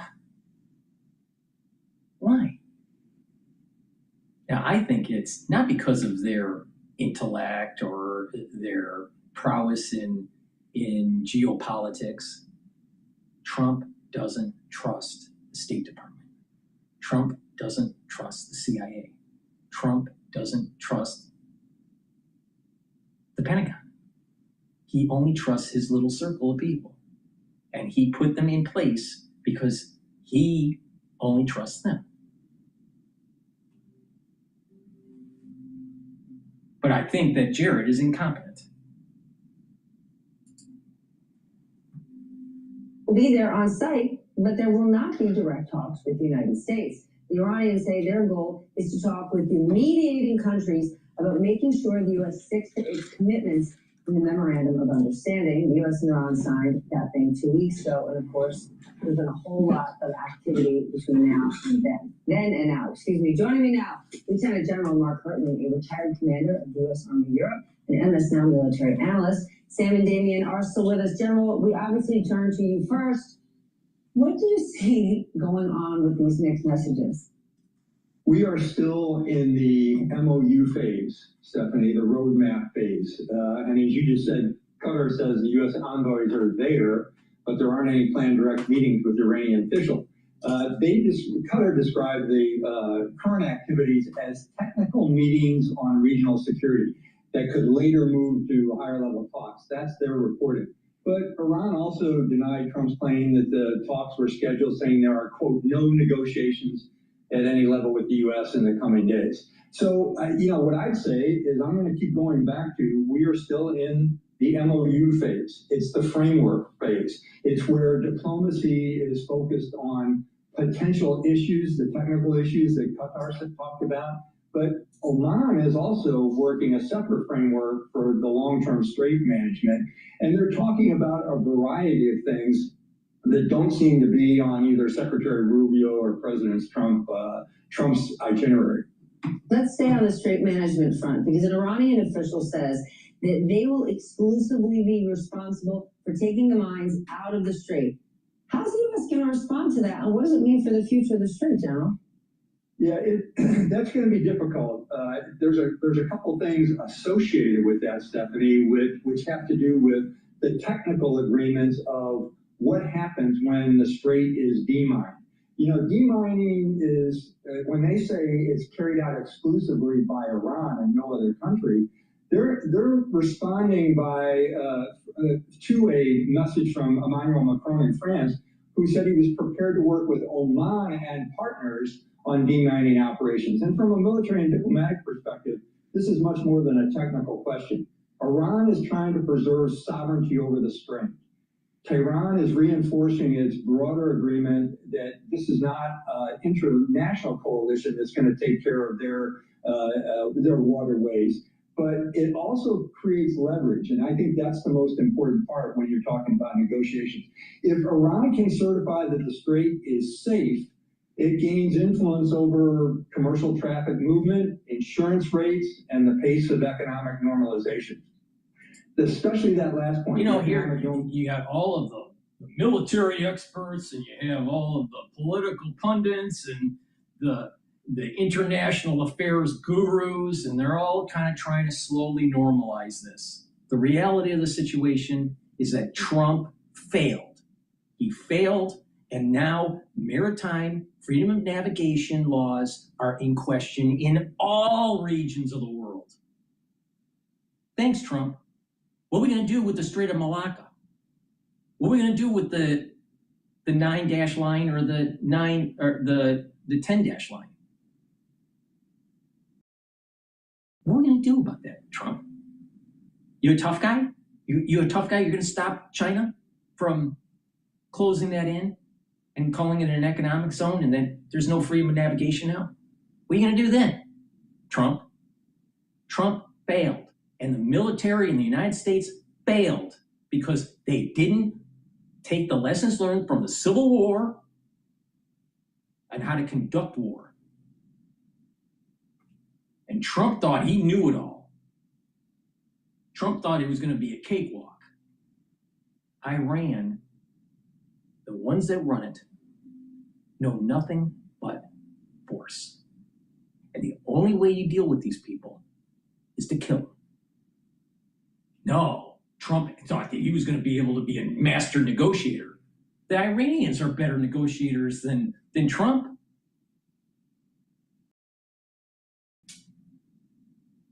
We literally are now unraveling, 200 years? Thereabouts? Of maritime law?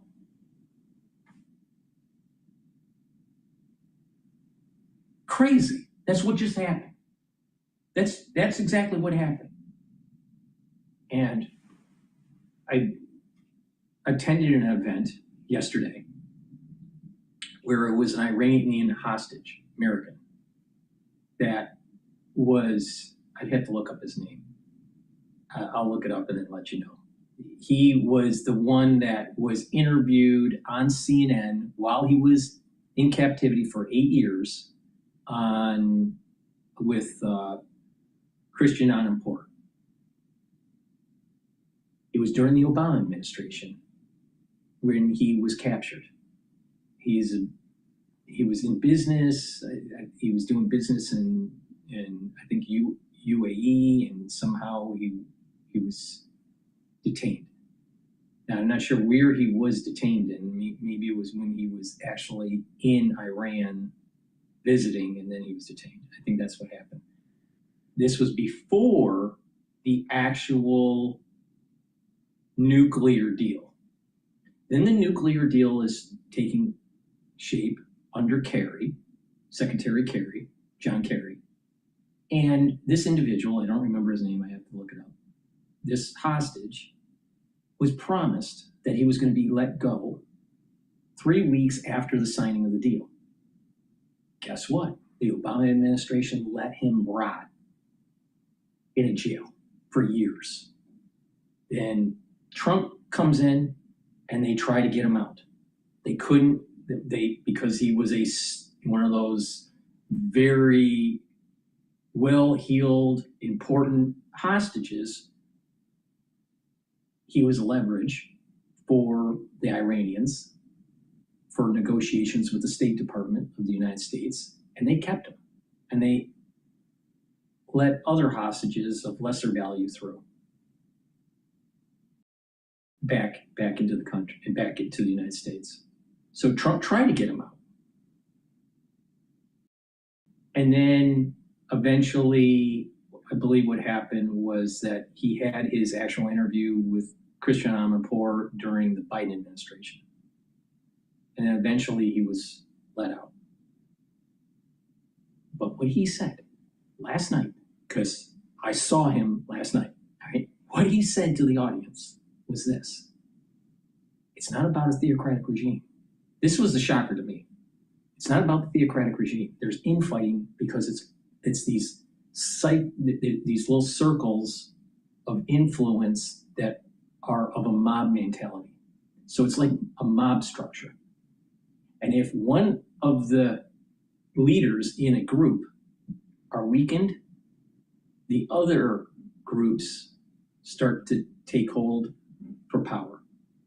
So it's an infighting of a group of mobsters. Well, how are you going to handle that? Now, we have seen something similar in inner cities in the United States during the 80s and the 90s. You have to clean it up, and you have to go in with force and destroy it all. Destroy their infrastructure, get them on tax fraud, or, there's shootouts and all this stuff. To destroy the Iranian regime, they have to be killed. You cannot negotiate. They have to be killed. And this is where Trump lost. He thinks he can make a deal. You can't make a deal. They have to die. I'll look up what his name was, but I'm telling you, Iran, our military fucked up, and our president, our State Department failed.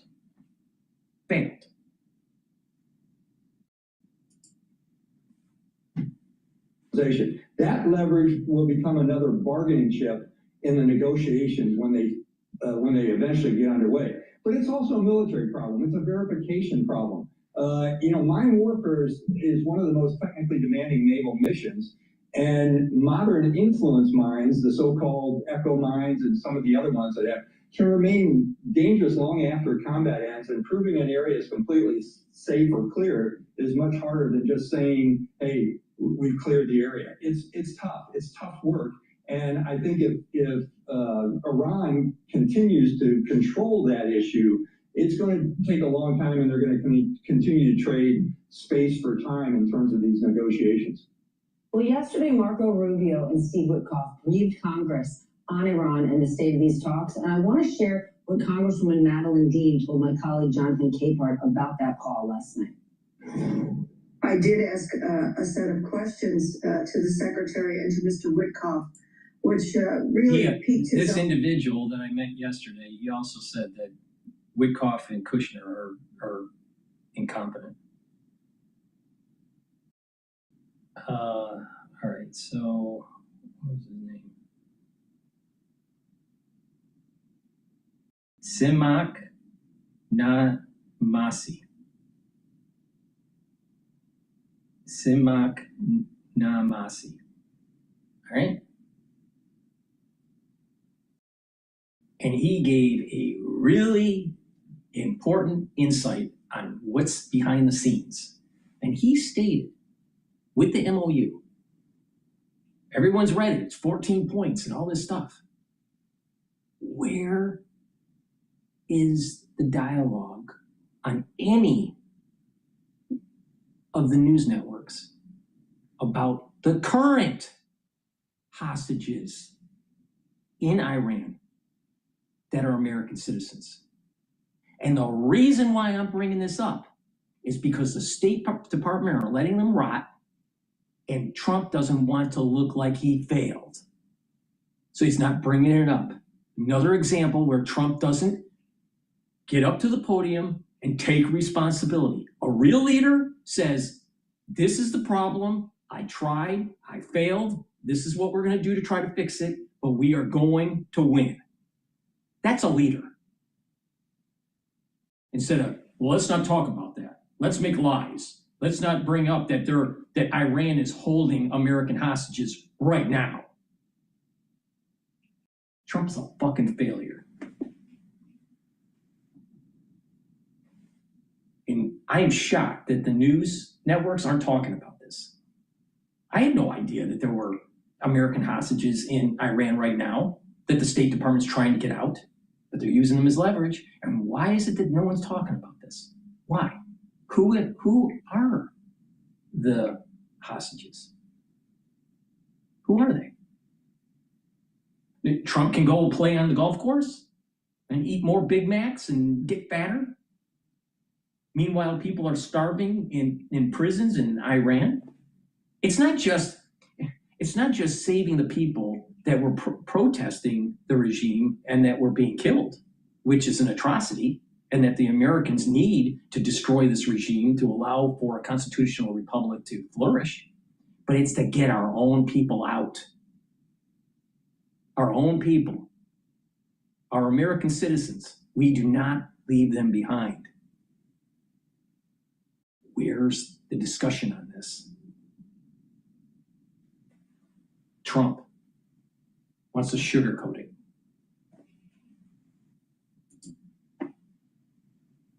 Here, he cut my mic off and said that he called my question smart-assed and stupid, cut my mic off and said, there's your answer. I asked Mr. Witkoff, I said, in your work, how much of your work in the region is for the United States of America and resolving these issues, and how much of your time is being spent on your own ventures? That, I think, really ticked them off, and that's when I got cut off. Smart ass, stupid. This sounds like it might be a sore spot for Steve Witkoff. What do you think, Damien? I think the White House, President Trump and Steve Witkoff and others are extremely sensitive. And to what the general was saying, I think they're shocked at how little leverage they have right now. This is the first time really in 6 years of Trump's presidency where he doesn't have leverage over an adversary in a really tense negotiation. And so we saw the president a few weeks ago kind of lash out at critics from the left and the right, saying, you're making my job harder by all this. He used the word chirping. And I think they're shocked that it continues to be so problematic for them to get leverage against the Iranians, and all these questions from Congress, really from both sides. That was a Democratic congressman. We're hearing a lot of questions from Republicans too. These questions are just piling up. And so the more questions that the Iranians see the White House is facing, it kind of strengthens the hand of the Iranians, and these negotiations get even harder and harder. So the president has said this whole thing's over, the strait is open. It's obviously not. The Iranians still, with their kind of fractured government, have a lot more leverage than many people thought they would. And the more Congress is involved, and they're going to get more and more involved, and after November, potentially extremely involved, it's going to make the White House's opportunities much smaller. All right, new topic before I let you gentlemen leave. The president was asked yesterday if he is going to sign that bipartisan affordable housing bill that Speaker Johnson sent to the White House, and I want to share for you what he said. I don't know. I think it's so unimportant by compared to the state of America. It hasn't been sent to me yet. It's coming, I understand, and then I'll make it. Here's what I would like to say. Much more than a bill, that big deal. It's a yawn. It's a yawn. I want to make sure everybody heard that. He called the affordable housing bill, addressing the affordability crisis in this country, a yawn and unimportant. Sam, this of course comes not long after the president said he doesn't think about the economic impact of the war on Americans. He loves inflation. His party cannot love. I voted for Trump 3 times. I'm glad he's president relative to Harris. But the problem here is that Trump's not paying attention to people's needs. The people need the government to dampen inflation. That there is an affordability crisis in the United States. There needs to be regulation on AI. And you know what? We don't leave our citizens in captivity overseas. Now, there are a lot of people out there that remember what happened with the POWs during Vietnam. It was a shame to not fully make sure that all of our soldiers were brought home. But because of expedience, there were individuals left behind in Vietnam. Now, that's not the case in Iran. In my understanding, it's not military personnel, but what we have are business individuals, diplomats of a lower tier level that are captured, that are held hostage. Where is it? Where's the discussion on this? I want someone to actually ask the president during these gaggles, how many American citizens are in captivity in Iran right now? And I bet it's more than 10. And the next question would be, what the fuck are you doing to get them back? We need leaders. So America passive, America first pacifist means leaving our citizens in captivity in Iran? Is that what it means?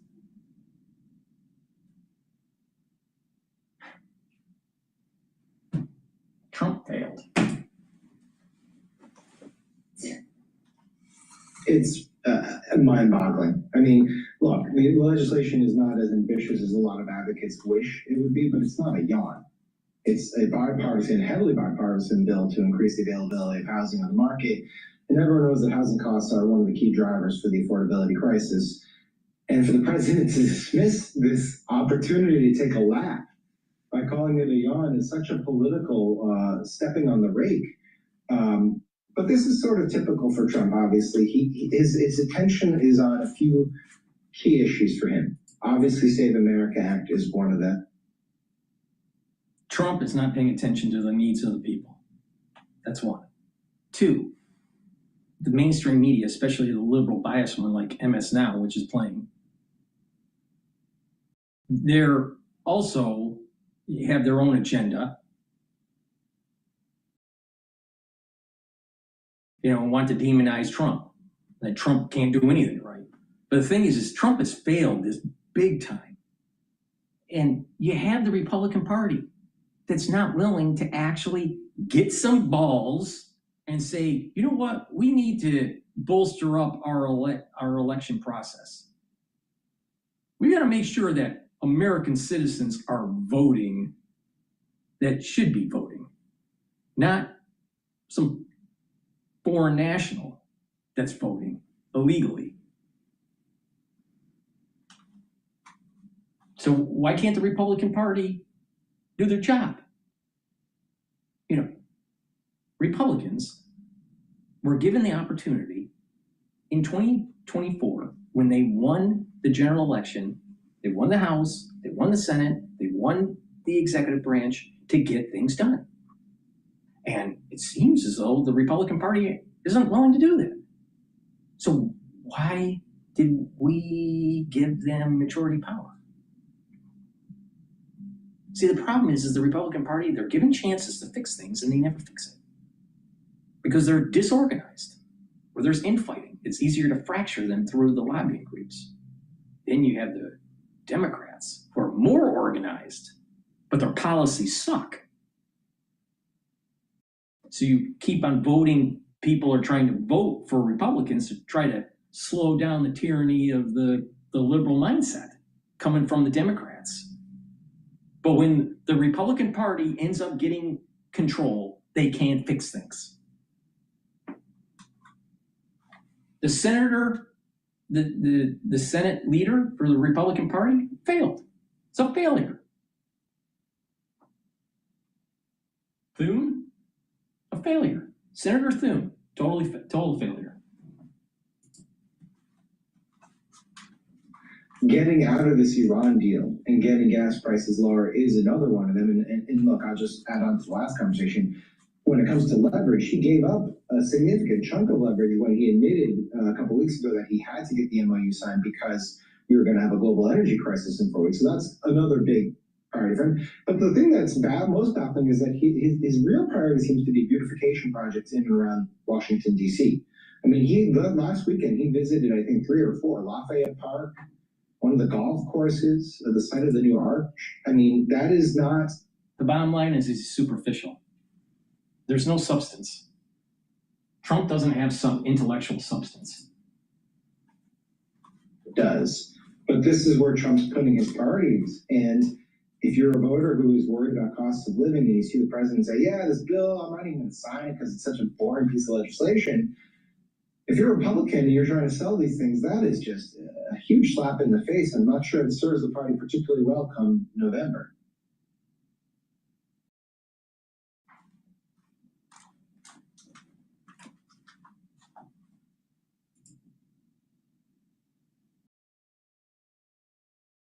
It's crazy.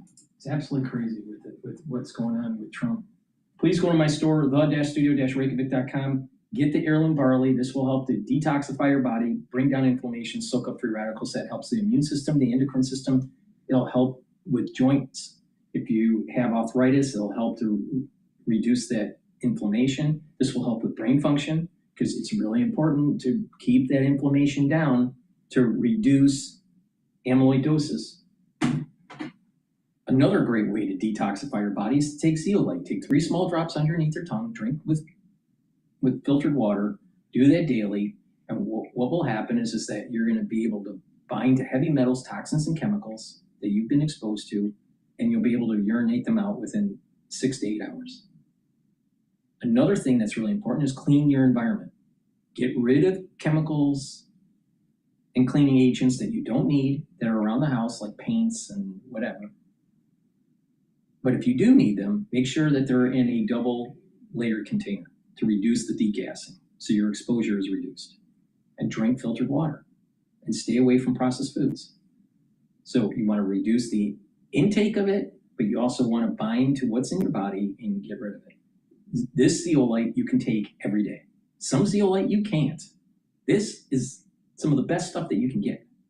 So please go to my store, get the zeolite, take 3 small drops underneath your tongue, and drink the filtered water. Now, if you want a heavier detox and you only want to do that once a year, take 5 to 10 small drops underneath your tongue. Do that daily until you're done with the bottle, and then you just do that once a year or so, once or twice a year. But I recommend the maintenance method, where it's 3 small drops, drink the filtered water. Super Strong Relief. This is a topical that will reduce pain. If you have arthritis, rub it where you have the pain. If you have a pulled muscle, rub it where you have the pain. If you have a bruise or a sprain, this is a topical that will reduce the pain. If you have a tension headache, this will get rid of that tension headache. Rub it on your temples and your forehead and your shoulders, your shoulder muscles. So please go to my store, get the Super Strong Relief. This will reduce the pain or eliminate the pain within 90 seconds. So please go to my store, get the Super Strong Relief, the heirloom barley, or the zeolite.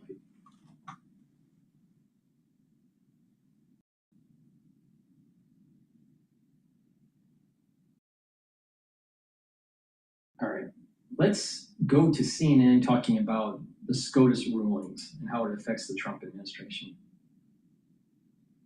This idea of continuous reinvention, I think, is really important. It doesn't end. It does not end. Welcome to The breaking news right now. Interesting. Okay, there's breaking news. The Supreme Court struck down the birthright citizenship case. So let's listen to Al Jazeera. Moved to do that, but the Supreme Court under the U.S. Constitution is the final say when it comes to the law of the land. So the law of the land now says that any child born in America, regardless of their parents' immigration status, whether they're here on a student visa, any kind of work visa, if they are born in the U.S., they are American citizens with all the rights that entails. Talk to us about the significance of this decision. The problem is that you're going to have a lot of people doing vacation visas into the United States and then kicking out a kid, and now they have an American citizen. So China's going to take advantage of this loophole. Stupid. In the U.S. Supreme Court, which had long been seen as supporting the Trump administration, we seem to have seen a succession of decisions which have gone against the administration. Can you put this into context for us? This is a very, very conservative court, 6-3, and 3 of the justices on the court were appointed by the president himself, and they have sought throughout their terms while he's been in office, to really make presidential power far greater. We have seen 3 cases that come to mind that the court really rebuked the president. The most important, of course, would be the tariffs, his unilateral tariffs that had an impact across the globe. The Supreme Court said he couldn't use the emergency powers to enact those tariffs, although he has other methods to do it. They're just shorter term, temporary, and it limits the amount of percentage of the tariffs he can do. The other one was yesterday, Lisa Cook, the Federal Reserve governor. The president tried to fire her, and the Supreme Court came out and said, well, they did it the wrong way. They didn't do the due process of it, but that it is important that the Federal Reserve remains independent. Now, this is by far going to be the biggest decision that is going to really upset the president, because Now, have you noticed that ever since this fiasco with the MOU happened and wasn't getting the job done by killing the Iranian regime, a lot of bad things are starting to happen. Now, this coincides with what I've been saying. There's a curse coming around the world that's going to affect the United States. That's going to start on 9/11/2026, and it's going to last for 2 years. 2 years. And it's just starting to emerge. You can just see it. It's just starting to emerge. Now listen to my episode with John Hogue. We go into detail about this. Some of the metaphysics that are related to it, some of the spirituality that's related to this. But the bottom line is this. There's a curse coming. And there are going to be more things that happen in the news that is going to erode the power of the presidency and embarrass him. And I would not be surprised that we have a Watergate event against Trump. That probability is starting to increase. And Niall Ferguson thinks the same thing. And since he's writing the book on Kissinger, 2-volume series, he's working on the 2nd volume, and he spent a lot of time studying Nixon, he's saying something big's coming.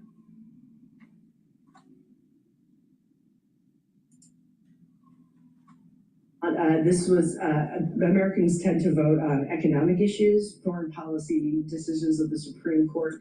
They don't tend to have a huge impact. Now, people who are supportive of this policy may be disappointed in the outcome, but I doubt they'll blame the president. They would blame the Supreme Court.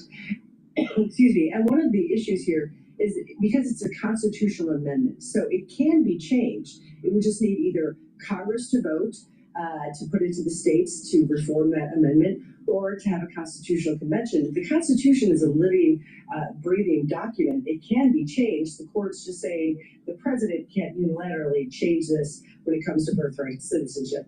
As far as, is this going to be a huge campaign issue? Yeah, of course the Congress won't do that. They're not going to make a law that states that, you know what, birthright citizenship should only happen with certain status criteria of the parents. Not vacationers coming to New York and kicking out a kid.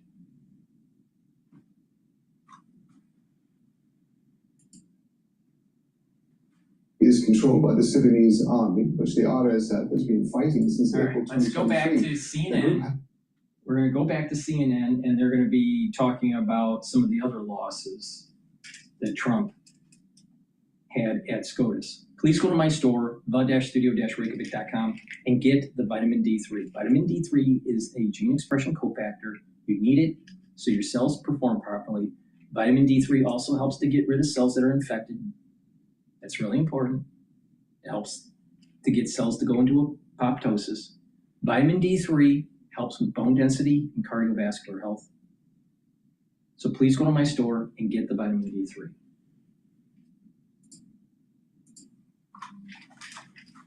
Here, obviously, what Rebecca's talking about, there was a significant win for Trump and his efforts to expand executive power. He did, though, suffer today a number of losses at the Supreme Court, including his attempt to overturn the ruling against him in the E. Jean Carroll case, where a federal jury in New York had found the president liable for sexually abusing and defaming Carroll. And Trump responded today on social media saying, "I will continue the fight against this weaponization and lawfare case against me, including the ridiculous claim of defamation, with all my power and strength. This case is really against the United States of America and all it stands for, and should never be allowed to happen to another president. Can he do anything more about this? Nothing. He's going to write a $5.8 million check. Have to supplement the 5.5 that's already being held by the court, and Eugene Carroll will cash that check sometime in sometime in the near future. With regard to the her claims, keep in mind that this is one of 27 women over the course of the last 3 decades who's come forward with accusations against. See what I mean? This curse is coming. Now that curse is at an individual level for some people, and it's going to hurt Trump. It's also going to be at a societal level. The curse is emerging, and it's only going to get worse. It's only going to. You can see that there are things that are emerging in the sphere where once September 11th, 2026 happens, and you go into 2 years from there, you can see and how certain things with Trump will start to devolve and his power will start to wane. And it's way beyond just being a lame duck president. They're going to go after him. And the Democratic Party most likely will take the House and he will get impeached again. And will he be able to survive it then? Maybe not. Maybe not. Now you got to remember, Trump is a very lucky person, but sometimes luck goes wrong or sometimes luck runs out. And he didn't finish the job that he was meant to do. And that was to destroy Iran. Now, some people say, oh, you just want to, you're a warmonger, Paul, and blah, blah, blah. I'm just looking at the data. A lot of bad things are happening to Teflon Don now, the moment that he decided to fail in Iran. And it's only going to ramp up. It's going to get worse. And for sexual misconduct. This is one of 3 women that he has lied openly about, just since his presidency. Karen McDougal and Stormy Daniels, who were at the heart of his 34 criminal felony convictions. He denied having relationships with them. He denied having anything to do with her, said she wasn't his type, said other things about her that were defamatory. The jury didn't have any difficulty with that. And he lost $5 million in the first trial under Joe Tacopina, who I think did an excellent job, compared to Alina Habba, who ended up losing $83 million. So what about the mail-in ballot case? I mean, that was significant, and you heard Kristen Holmes reporting, right, that he is really upset about that. Then there's the Lisa Cook case, which he also took a hit in from the Fed. She obviously was Fed governor. So do you read anything into these losses by Trump at the Supreme Court, where obviously, let's just state the obvious here, Ty, this is a Supreme Court where he thinks he stacked it with people who are going to rule in his favor, and FTC ruling aside, which was obviously very significant, they did rule in his favor. These other very, very monumental cases, they did not. Right. Trump views this very transactionally. They're his people. They should vote his way. I mean, that's his view of the world. But, these people are, they're there to call balls and strike, as Chief Justice Roberts said at his hearing. He did that today. I think he tried very desperately, if you look at the alignment of all these different opinions, to hold the center of the court. He was in the majority in the Cook case. He was in the majority in the Mississippi ballot case.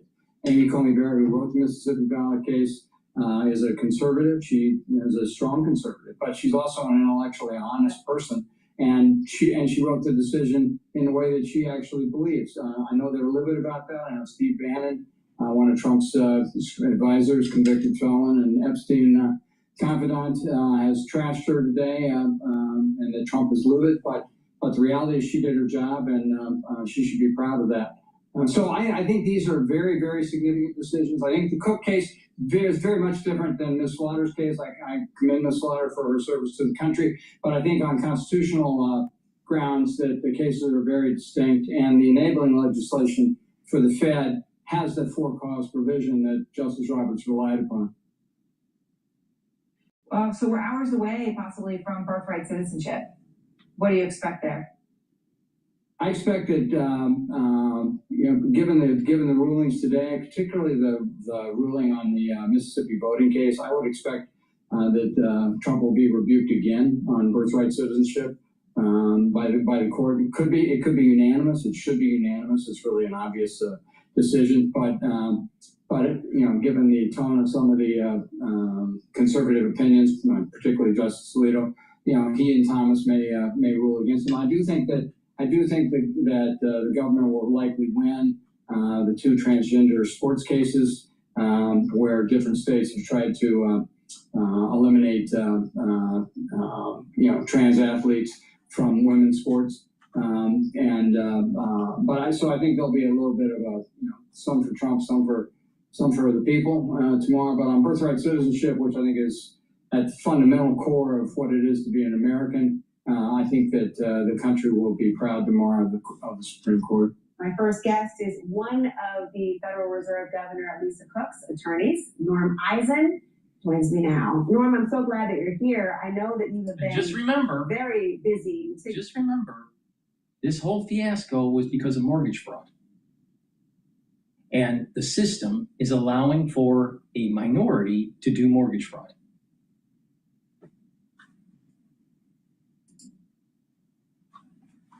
Obviously, trying to protect your client, but also the legacy that this represents as well. And I know the Fed governor is grateful the Supreme Court has saved her job for now, but they also expanded the president's executive power. Norm, how does that fit with her tonight? Well, the Supreme Court protected the independence of the Fed, Laura. So let's start with the centrality of the Federal Reserve to the U.S. economy and to the economy of the world. That is a significant matter. We're very grateful that the rule of law has operated.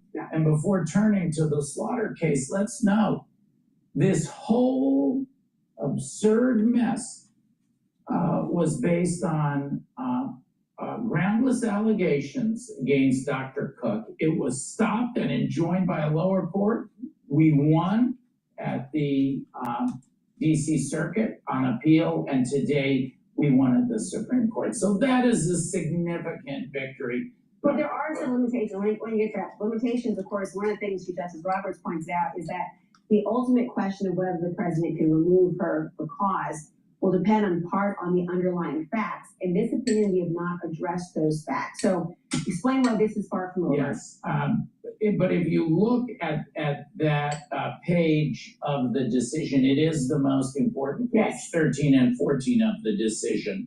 They say you have to look at the unique status and role of the Fed. Yes. They say our review is deferential, but we are not required to exhibit a naivete from which ordinary citizens are free. In other words, they know what's gone on here. They reject what happened to Dr. Cook as baseless, as a violation of her rights. And I think while they don't define what cause is, they're clear that it is an exacting standard because there's no factual basis for these absurd allegations being made against Dr. Cook. But explain. I am confident that we will be able to continue to fight this issue. Now, but I want you to explain. I know we're going to this because I want, aside from the underlying facts involving in her specifically, because you know this case. My understanding is that she had 4 properties and she took mortgages out and said that all 4 properties are primary residence. That's mortgage fraud. Bigger, of course, than Dr. Cook, and obviously it's personal to her, but it's very personal to those who believe in the Constitution and, of course, the independent agencies. Explain why the court would say the Federal Reserve has a different place in our society in terms of the independence of the agency compared to the Slaughter case, where they said the for cause is not applied there. The court looked to the Introducing the world's most researched brain photobiomodulation device, the V-Lite Neuro. The V-Lite Neuro is a next-generation brain stimulation device that's safe, comfortable, and effective. It is shown to re-energize the brain by improving blood flow, neural connectivity, and brain performance in independent clinical research. This is accomplished through our V-LED. The court looked to the historical status. The majority are originalists. As long as you don't have orthostatic hypotension, all you got to do is just put your head upside down, get some blood flow there for about 30 seconds, and you'll be fine. You don't need some fancy device with LED lighting to improve brain function. Now, if you have orthostatic hypotension, then you got a problem. You can't do that. But some people are so dumb. This is the reason why you do some balancing exercises and move around. You get better blood flow. Everyone is looking for something simple. That ad, they were talking about brain stimulation. What were they doing? They were sitting on the couch. Do you need brain stimulation if you're moving around? Probably not. Some of the healthiest people I've ever met in terms of physique and cognitive function were farmers.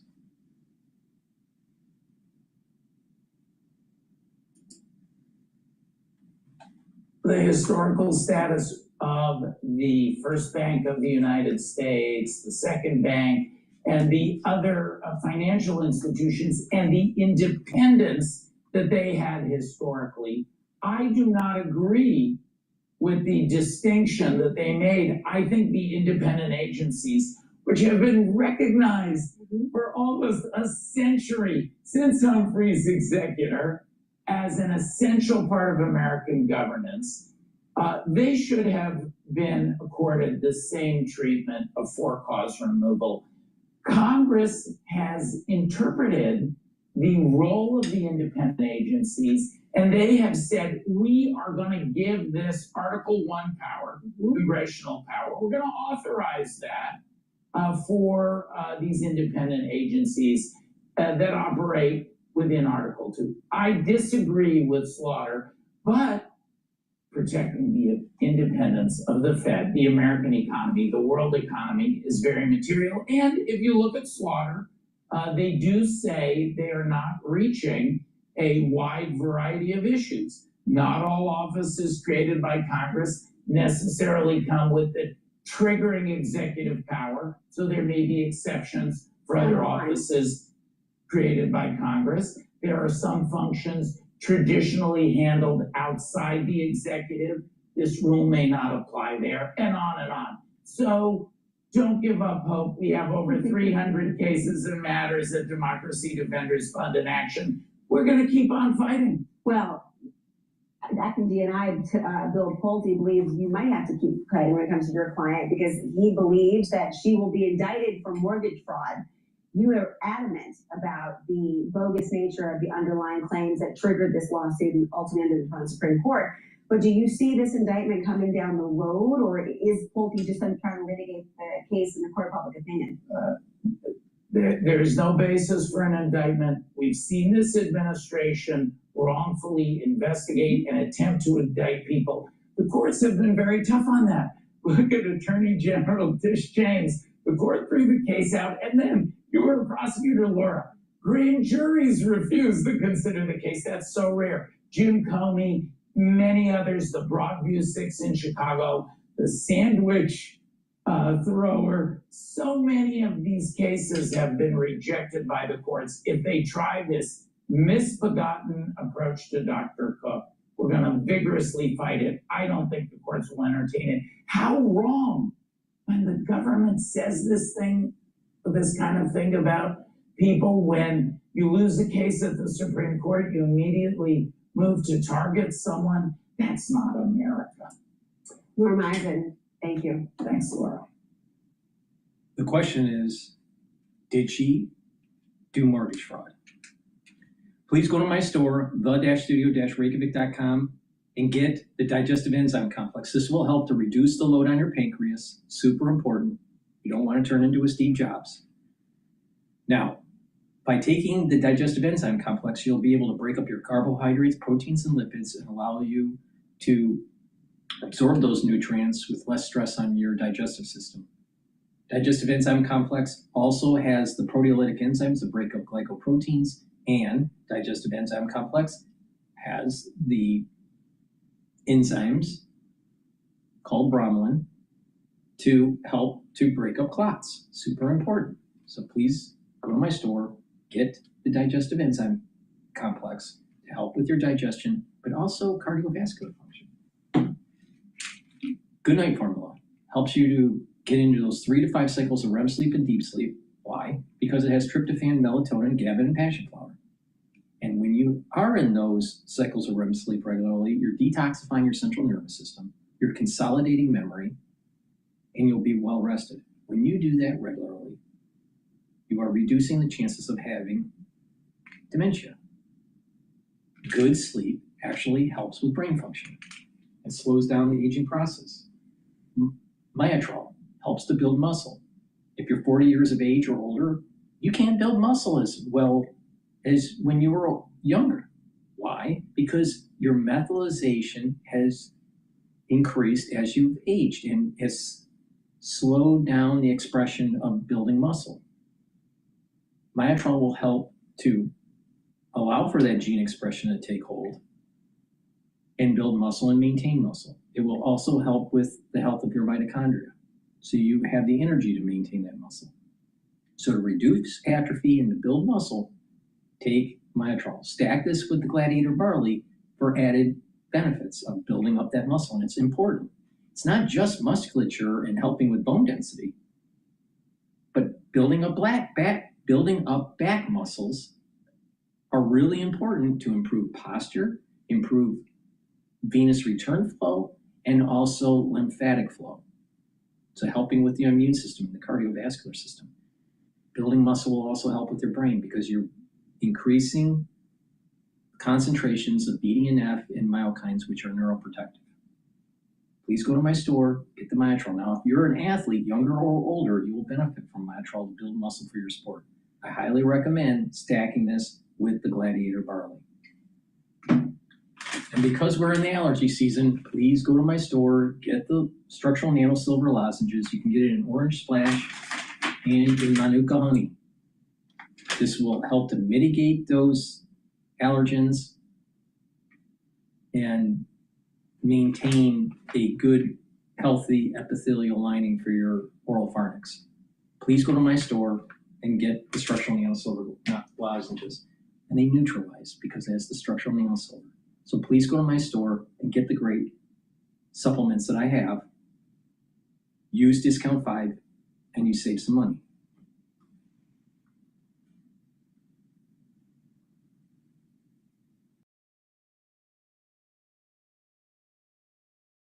Alrighty. What's going on in the world?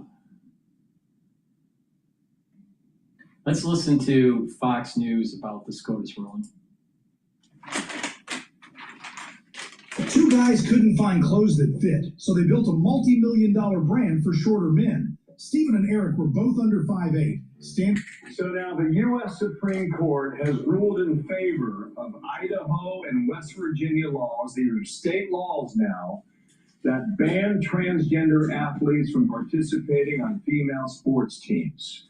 So the challenges against those laws have now prevailed. Don't know what the breakdown was. Some thought it might be 9-0. Others were suggesting 7-2.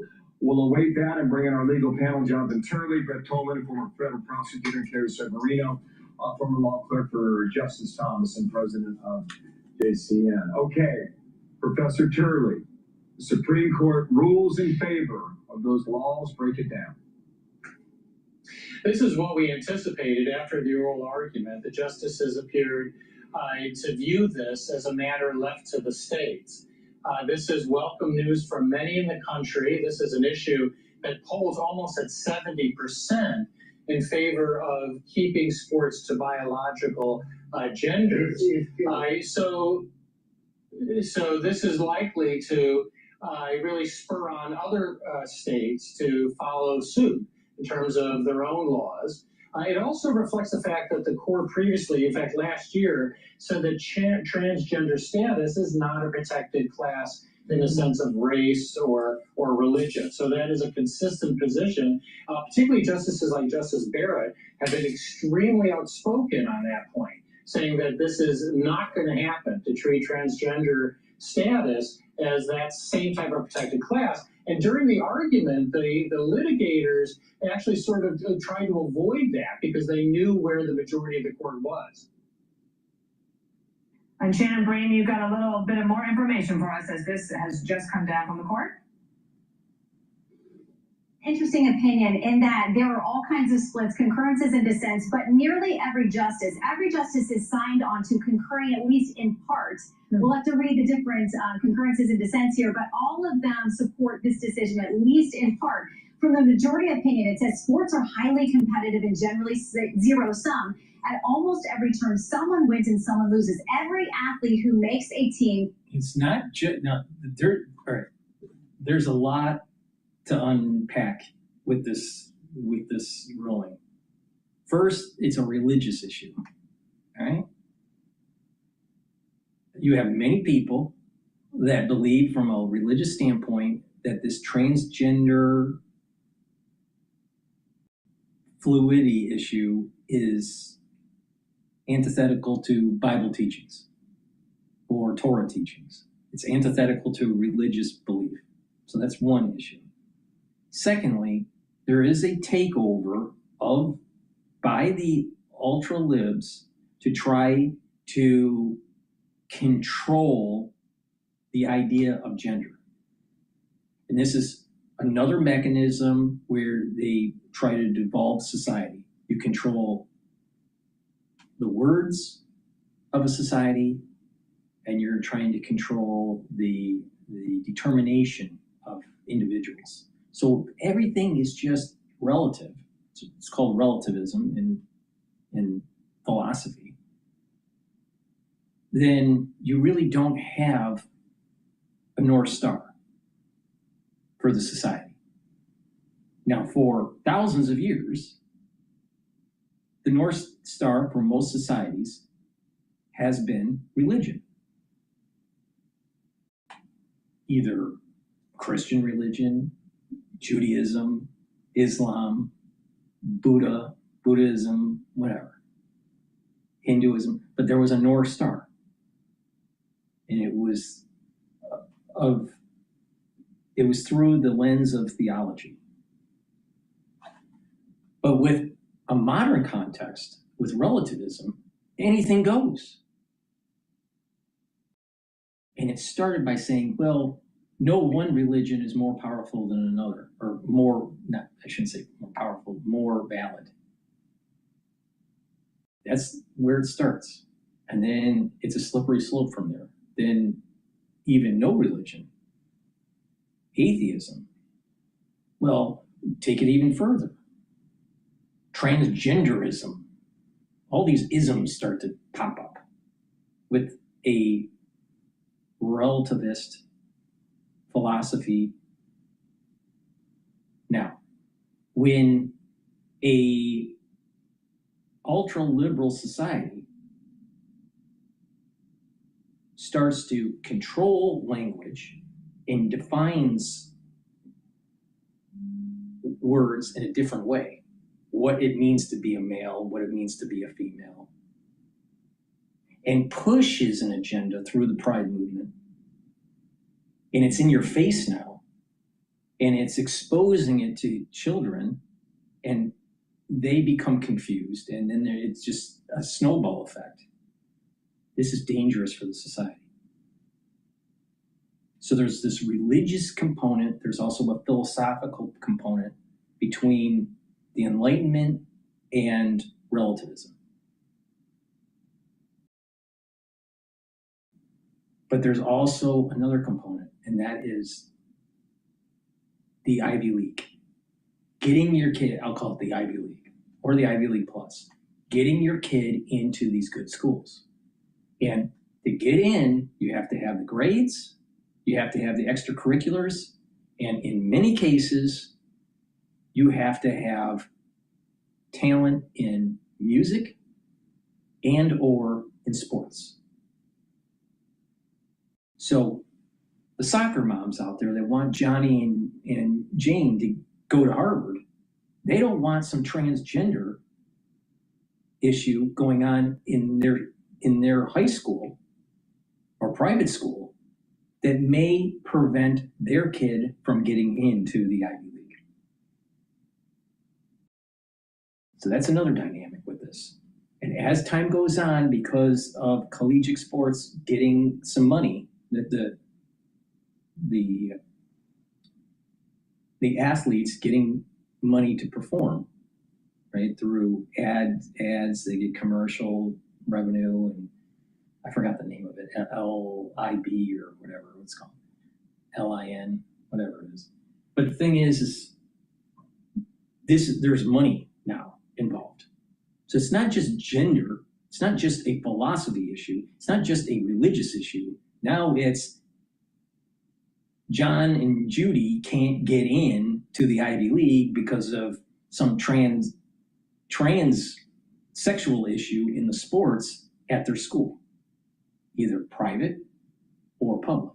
Now, I would say that most of this problem is in the public school system.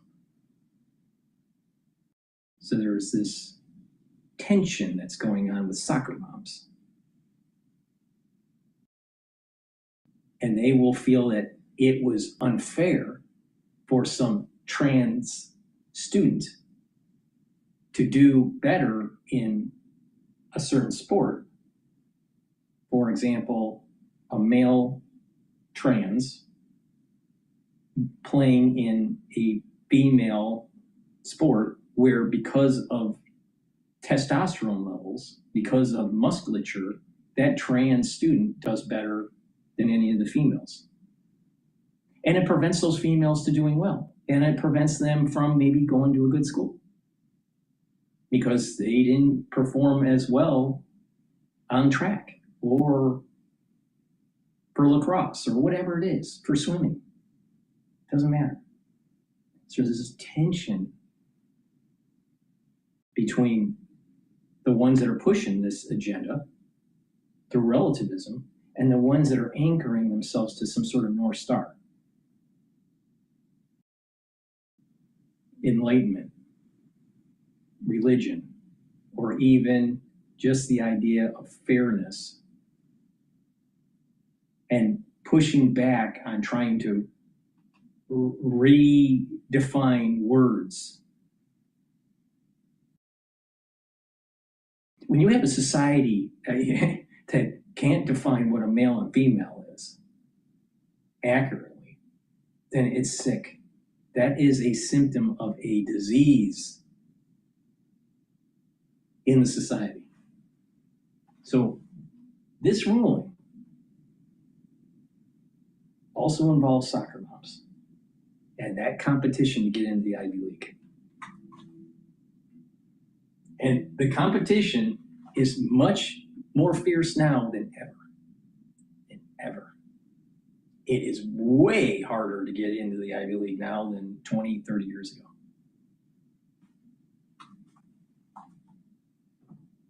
And all of these middle-class Americans or upper middle-class Americans that have now accumulated some wealth, they're spending much more on their kid to try to get them in the Ivy League or Ivy League Plus. And they don't want to be knocked out because of some sort of trans kid.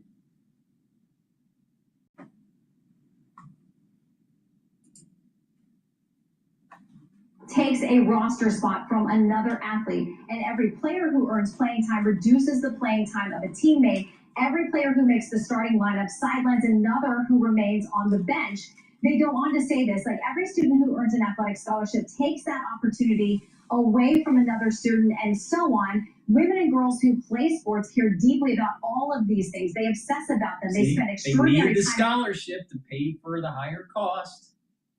They need the record of them being in that sport, maybe doing a championship or doing well, to be able to get a slot at the Ivy League. And So that's another part of this in society. So what is it really with the ultra liberal? It's about taking things away from people where they don't deserve it. They're taking something from you. This is the reason why I said that ultra liberals are not aligned with the Enlightenment, with John Locke. John Locke basically stated life, liberty, and property. That means that your property is protected by the rule of law and that someone can't take it away from you unduly. But yet the ultra liberal wants to do that through higher taxation, through eminent domain, through degrading the society and charging, causing a situation where landlords have to dump their property, or ideas from the Democrats where they want to tax unrealized gains, which is totally stupid. They want to take from you. And here's a case using transgender students in sports where you're taking away the ability of a female, biological female, karyotype female, and preventing them from getting their scholarship or preventing them from performing in that sport, potentially getting them into a better school. They're taking, these liberals are taking from people.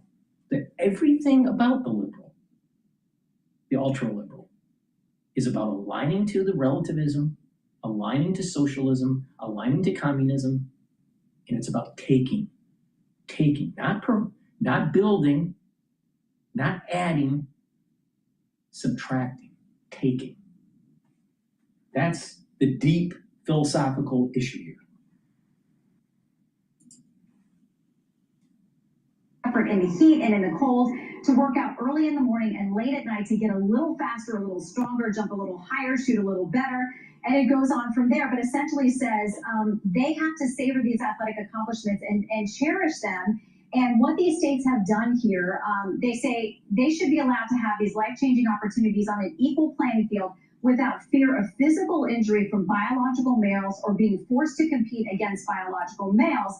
They say consistent with Title IX, which we know was created to protect women's sports opportunities, and the Equal Protection Clause, we hold that the states may maintain women's and girls' sports for biological females. So big wins as we expected here for West Virginia and Idaho, and a recognition. I think they need to define what biological female means, all right, which is really important. Karyotype. What your genetics say. Are you XX, XY? Now it gets complicated if you're like XXO or XXX or XXY. But those are very rare cases. Very rare. All right? Karyotype. Do you have two, if you have two XX chromosomes, you're categorized karyotypically as a female. All right? That's the key part to it. Now, anyone that knows about biology and about the development of a fetus will understand the wisdom in what I just said. Please go to my store, the-studio-reykjavik.com, and get the collagen. Collagen will help with your skin, hair, nails, also help with your musculature, your bone density, and joint health. This is a month supply, take it every day. Make sure, if you want to improve your dermal layer, to take it with my vitamin C and magnesium. That vitamin C and magnesium supplement, the vitamin C, when you drink it with the filtered water and take it with the collagen, it will cross-link and improve your dermal layer. Now, if you take this with also the C60 and the resveratrol and the C60 will work synergistically and improve improve the basal layer. So when new cells are starting to form, new skin cells are starting to be generated and move into the dermal layer, it's improving. So you're improving the dermal layer with the collagen and the vitamin C with the filtered water. You're improving the basal layer with resveratrol and C60, and you're improving your topical layer by the structural nanosilver gel. So please go to my store and get the collagen. Now, Max 35 Cleanse or Max 14 will help to boost up your innate immune system. So get the Max 35 Cleanse or Max 14. They're at different price points, but take a teaspoon a day every day, switch in your mouth, gargle about 20 seconds.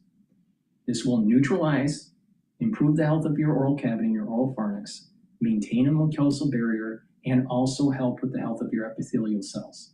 When you do that, your innate immune system will improve. You're going to be reducing allergies because you're neutralizing. And during the cold season, you're going to also be neutralizing and helping to boost up that immune system. So please go to my store and get the Max 35, the Cleanse, or the Max 14. Use it daily. This protocol I've been doing for every day for more than 6 years. So please go to my store, the-studio-reykjavik.com. And that there are differences in sports, and when you give a slot to someone else, it costs someone else. And in this case, they say women and girls should be protected from that. If these states choose to do that, they have a right to do so. Shannon, can I ask a question? I'm sorry if it's going to be a dumb question, but you know, sometimes it's my specialty. So does that mean, I know what that means for Idaho and West Virginia, but let's take another state that wants to go in a different direction. Is it saying that the states get to decide? Or is it saying that, essentially, go ahead. Yeah, I mean, essentially, it sounds like what I've read of this so far is sounding like these states have the right to represent that interest. I have to keep reading to see if it goes more broadly than that. But the question here is whether what this is going to do is create Republican states or ones that are more aligned with a North Star, with the Enlightenment, with some sort of religion, versus other states that are aligned with transhumanism, anything goes, relativism, ultra-liberal. And this sounds a lot like the early days of our country when we had slave states and non-slave states. Now, it's history doesn't repeat, it rhymes. And what will happen is you're not going to have a civil war over trans sports, but what you will have is a fracturing of the society where people will be more aligned with their belief systems in a blue state or in a red state, and the country will be fracturing more. Now, usually what will happen economically is those blue states will start to decline in economic activity, and they decide to move to states that are better with their economic activity, and then they take that red state and turn it purple. And that's what's happening in Texas right now. But there's a fracturing that's taking place. Blue states are going to turn bluer, red states right now are going to turn redder, but then there's going to be some sort of mixing that takes place, and what happens after that, who knows? But there is a fracturing that's taking place here. This is the reason why I keep on saying, if you're a conservative or even centrist, you need to push back on these social policies. This democratic socialism is a cancer to our constitutional republic. It's a cancer. It needs to be eliminated.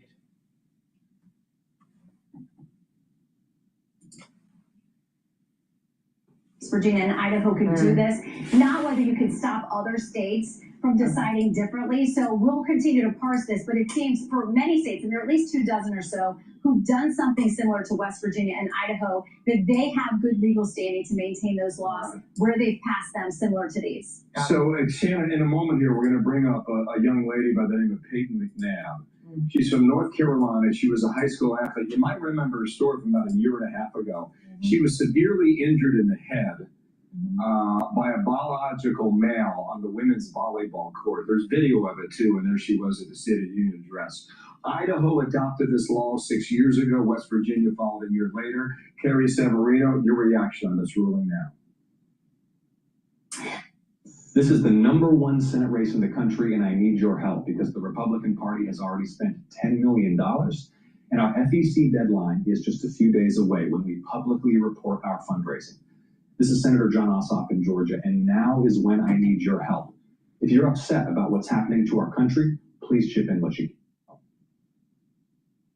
This is an absolute win for women's sports. I've got a daughter who plays sports, and this is showing that the Supreme Court understands that, you know, the Title IX Equal Protection Clause protect women as women. You know, I think that it seems like there were some really great concurring opinions there. Justice Thomas. It's way beyond that. It's way beyond that. It's also, think about it. All these justices, they make money, they have kids, they want them to go to good schools. They realize that these trans students that are supplanting females in sports hurts females' cause in getting into a good school. And that's why they're pushing back. Now, I think it's the right policy. We need to have a North Star. We need to have an alignment with a philosophy that is about protecting our civil liberties, not taking away from us. The ultra libs, they just want to take. They just want to take. They want to take away even your gender. That's how crazy they are. They want to redefine your gender. They want to redefine everything. So it's about time that the Supreme Court actually got their act together. But it's a bigger issue here. It's a bigger issue. It's about money. It's about philosophy. It's about the fracturing of the country with these blue states and red states. And this ties into what I've been saying about the emergence of a curse that's coming. It's going to last for 2 years. And it's going to get dangerous because you're talking about also 2028. And what had happened in, you know, just around 1928, 1929, there was a major crash in the market. There was we seemed to maybe have a bubble in AI. Don't be surprised because of everything that's been happening with our failure in Iran and with our failure domestically with pushing these ultra-liberal policies that our country will feel pain economically. Because it seems that Americans don't understand anything but economics. Just all they care about is the dollar and how it affects them. Now think about it. Why do many Americans not want to continue with the war and to go full bore with it against Iran? Because of economics, because of the cost of goods, because of the cost of gas. So Trump backs off, doesn't get the job done. But here's where the curse comes. Your gas prices are going to go down. Oh, things seem good. This market keeps on going up. Then all of a sudden, bam, crash, major recession, major job loss. Don't think that you are safe because of what you do.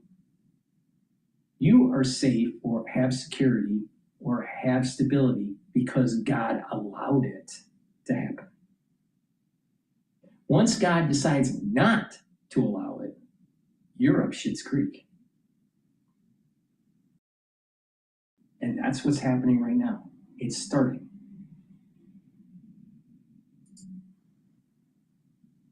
So transgender status is not a protected status. This is, and even it's significant. Even Justices Sotomayor, Kagan, and Jackson concurred in part on this. They acknowledged that the athletes have said that Title IX says sex, and that means biological sex. So I think that's actually an amazing result here. That's a win for reality because we know that when this law was passed, that's absolute karyotype. Karyotype, not phenotype, karyotype. It's very important, karyotype.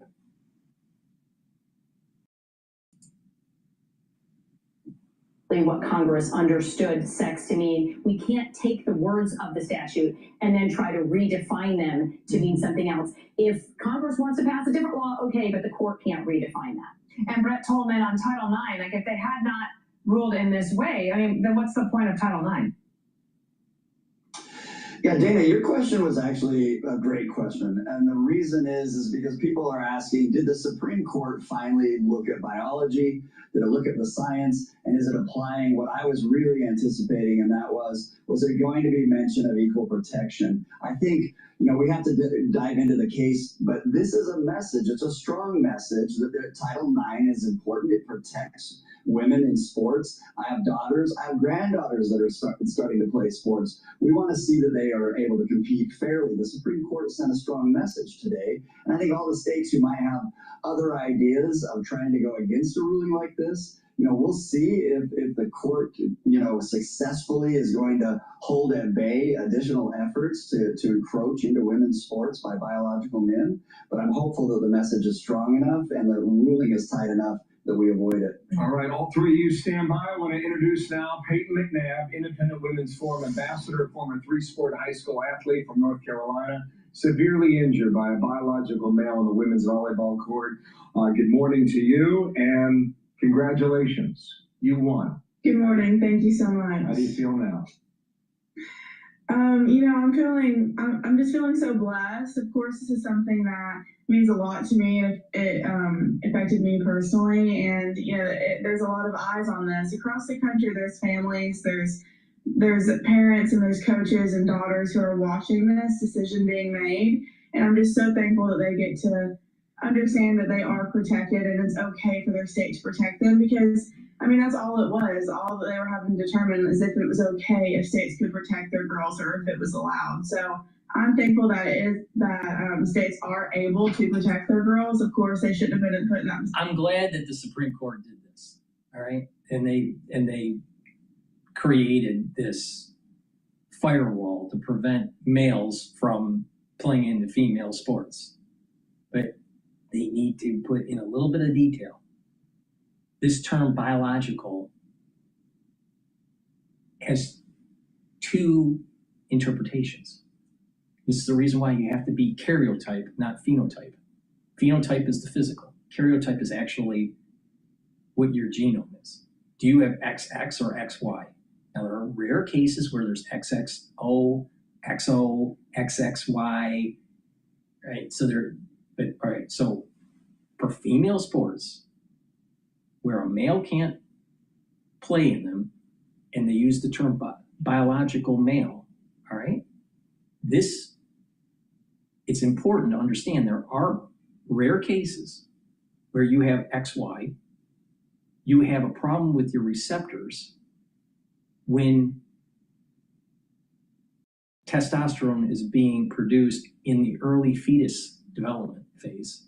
And because everybody is hardwired to female, no matter what your genome is, everybody's hardwired. The early stage of a fetus is hardwired to be female.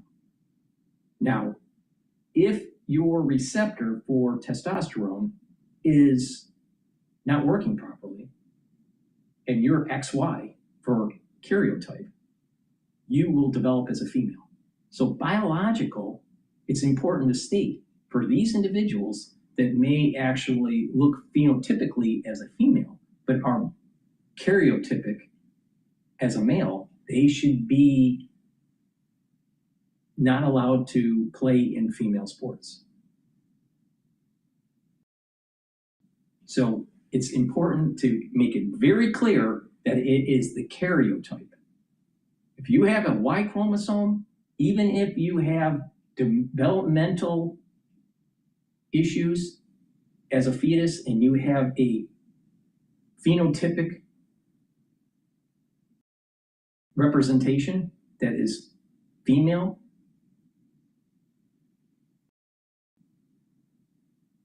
but you really have an XY chromosome, they shouldn't be able to be in the sport. The term biological, it needs to be teased out. Phenotype or karyotype. It should be karyotype, because when you err on karyotype, you're making sure all of the X, Y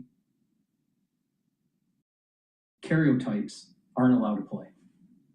When you view it as phenotype, then some Y chromosome individuals would be able to play in female sports. And there's the problem. And it's because of this nuance that most people don't understand. Most people that are listening to me probably won't even understand what I'm talking about. But the thing is that you can be an XY chromosome male and have a phenotype that's female, because of the production of testosterone at the early those early phases of fetal development didn't happen, or you are producing testosterone and the receptors aren't working, you will develop as a female, even though you have XY. So it's important. It should be only karyotype. Only karyotype. Because with these receptor issues, with this developmental issue that I'm bringing up with the XY, it's not and or. There may be a little bit, some receptors may be working a little bit and other receptors aren't. So you may have a fetus that's developed slightly as a male and slightly as a female. This is the reason why biological female in female sports, right? And if let me rephrase that. If you have a XY karyotype, you cannot be in female sports, period. Independent of the phenotype. That's what the ruling should fine-tune that term biological. So, but here, once again, it's about the nuance. Just like the nuance during the crisis in 2020, most people just gravitated to one or the other and didn't understand the nuance. Here's a nuance. What's the term biological? Phenotype, karyotype. Those two different things. They don't give you the same answer. To guarantee a male cannot play in a female sport in these states that ban it, it has to be based on karyotype, not phenotype.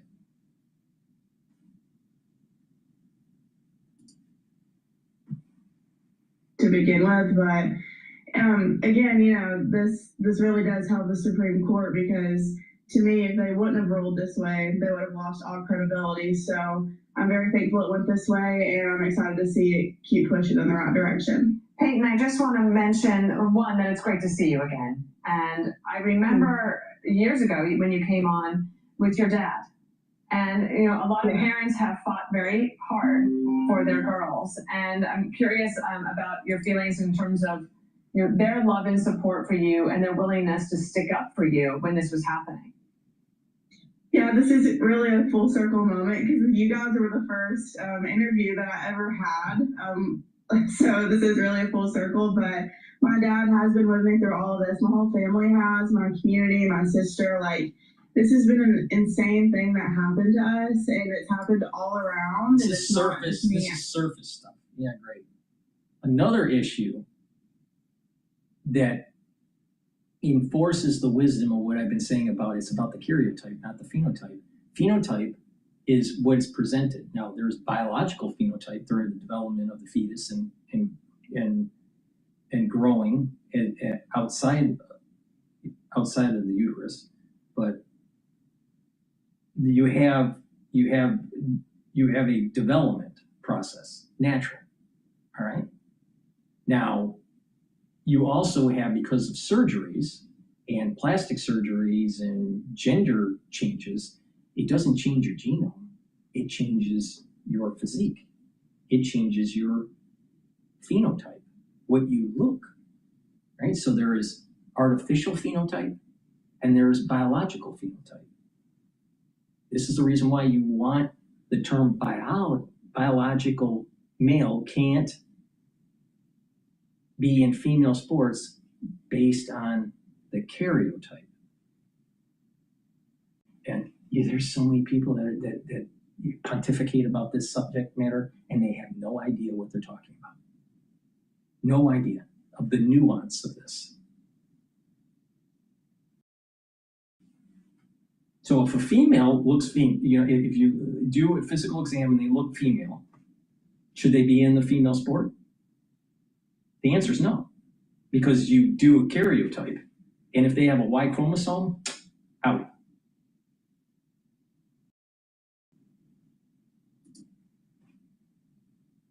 It's not a unique experience, and so many families, so many moms and dads they just felt so helpless watching their daughters struggle, being put in this it seemed impossible situation. So to see where we're at now versus where we were when this first started, when I first met you guys, I mean, it's just an insane progress that we've made, and I'm incredibly thankful and blessed to have had parents. All right, then let's think about the other side of the equation. There's an XY karyotype, phenotype female, because of developmental issue that I talked about earlier. Testosterone production during the fetal development is low or not responding to the androgen receptors. And they are karyotype male, phenotype female, and now they're not allowed to play in female sports because they have a Y chromosome. Should they be in male sports? Now, because of the androgen issue that they will not have the musculature to be able to compete, even though they are XY. Because the Y isn't working. There's some sort of mutation issue. But if they can't perform on the field as a male in a male sport, they get cut. They aren't part of the team or whatever. So there's a nuance here. This is rare. What I'm saying is rare.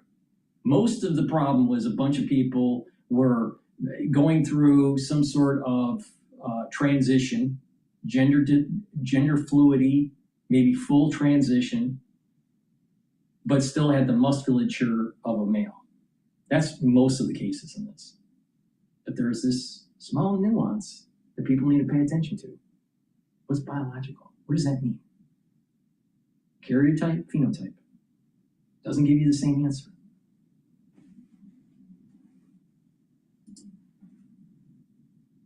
Who cared so much about me and pushed me to keep fighting until we got to some good news. It's been interesting to watch you grow up. Thank you for your time. Proud of you. Be sure to like and subscribe for all the Fox News latest on YouTube and catch full shows streaming. But I do believe that SCOTUS was right. They needed to ban it, males in female sports. But I didn't read the actual ruling, but I have a feeling because of what everyone's talking about in the media, that SCOTUS did not tease out phenotype and karyotype. But the bigger problem here is that it's going to create a division within the country. The blue states are going to push for trans rights at the state level, and the red states are going to be blocking trans rights. Please go to my store, the-studio-reykjavik.com, and get the collagen. Collagen will help to remodel your joints if you have arthritis or a sports injury. This will help to rebuild that cartilage, rebuild the cushioning of the joint, block the pain by blocking the pain gatekeeper NAV 1.7. So please go to my store and take the collagen, take it every day, stack it with the collagen. Structural nanosilver. Structural nanosilver, super important to have it at home or at work. You can get it in a tube form or the quick dispenser called Renew. It's dual purpose. You can put it on a cut, an abrasion, or a minor burn to help to heal it quicker in about a third of the time.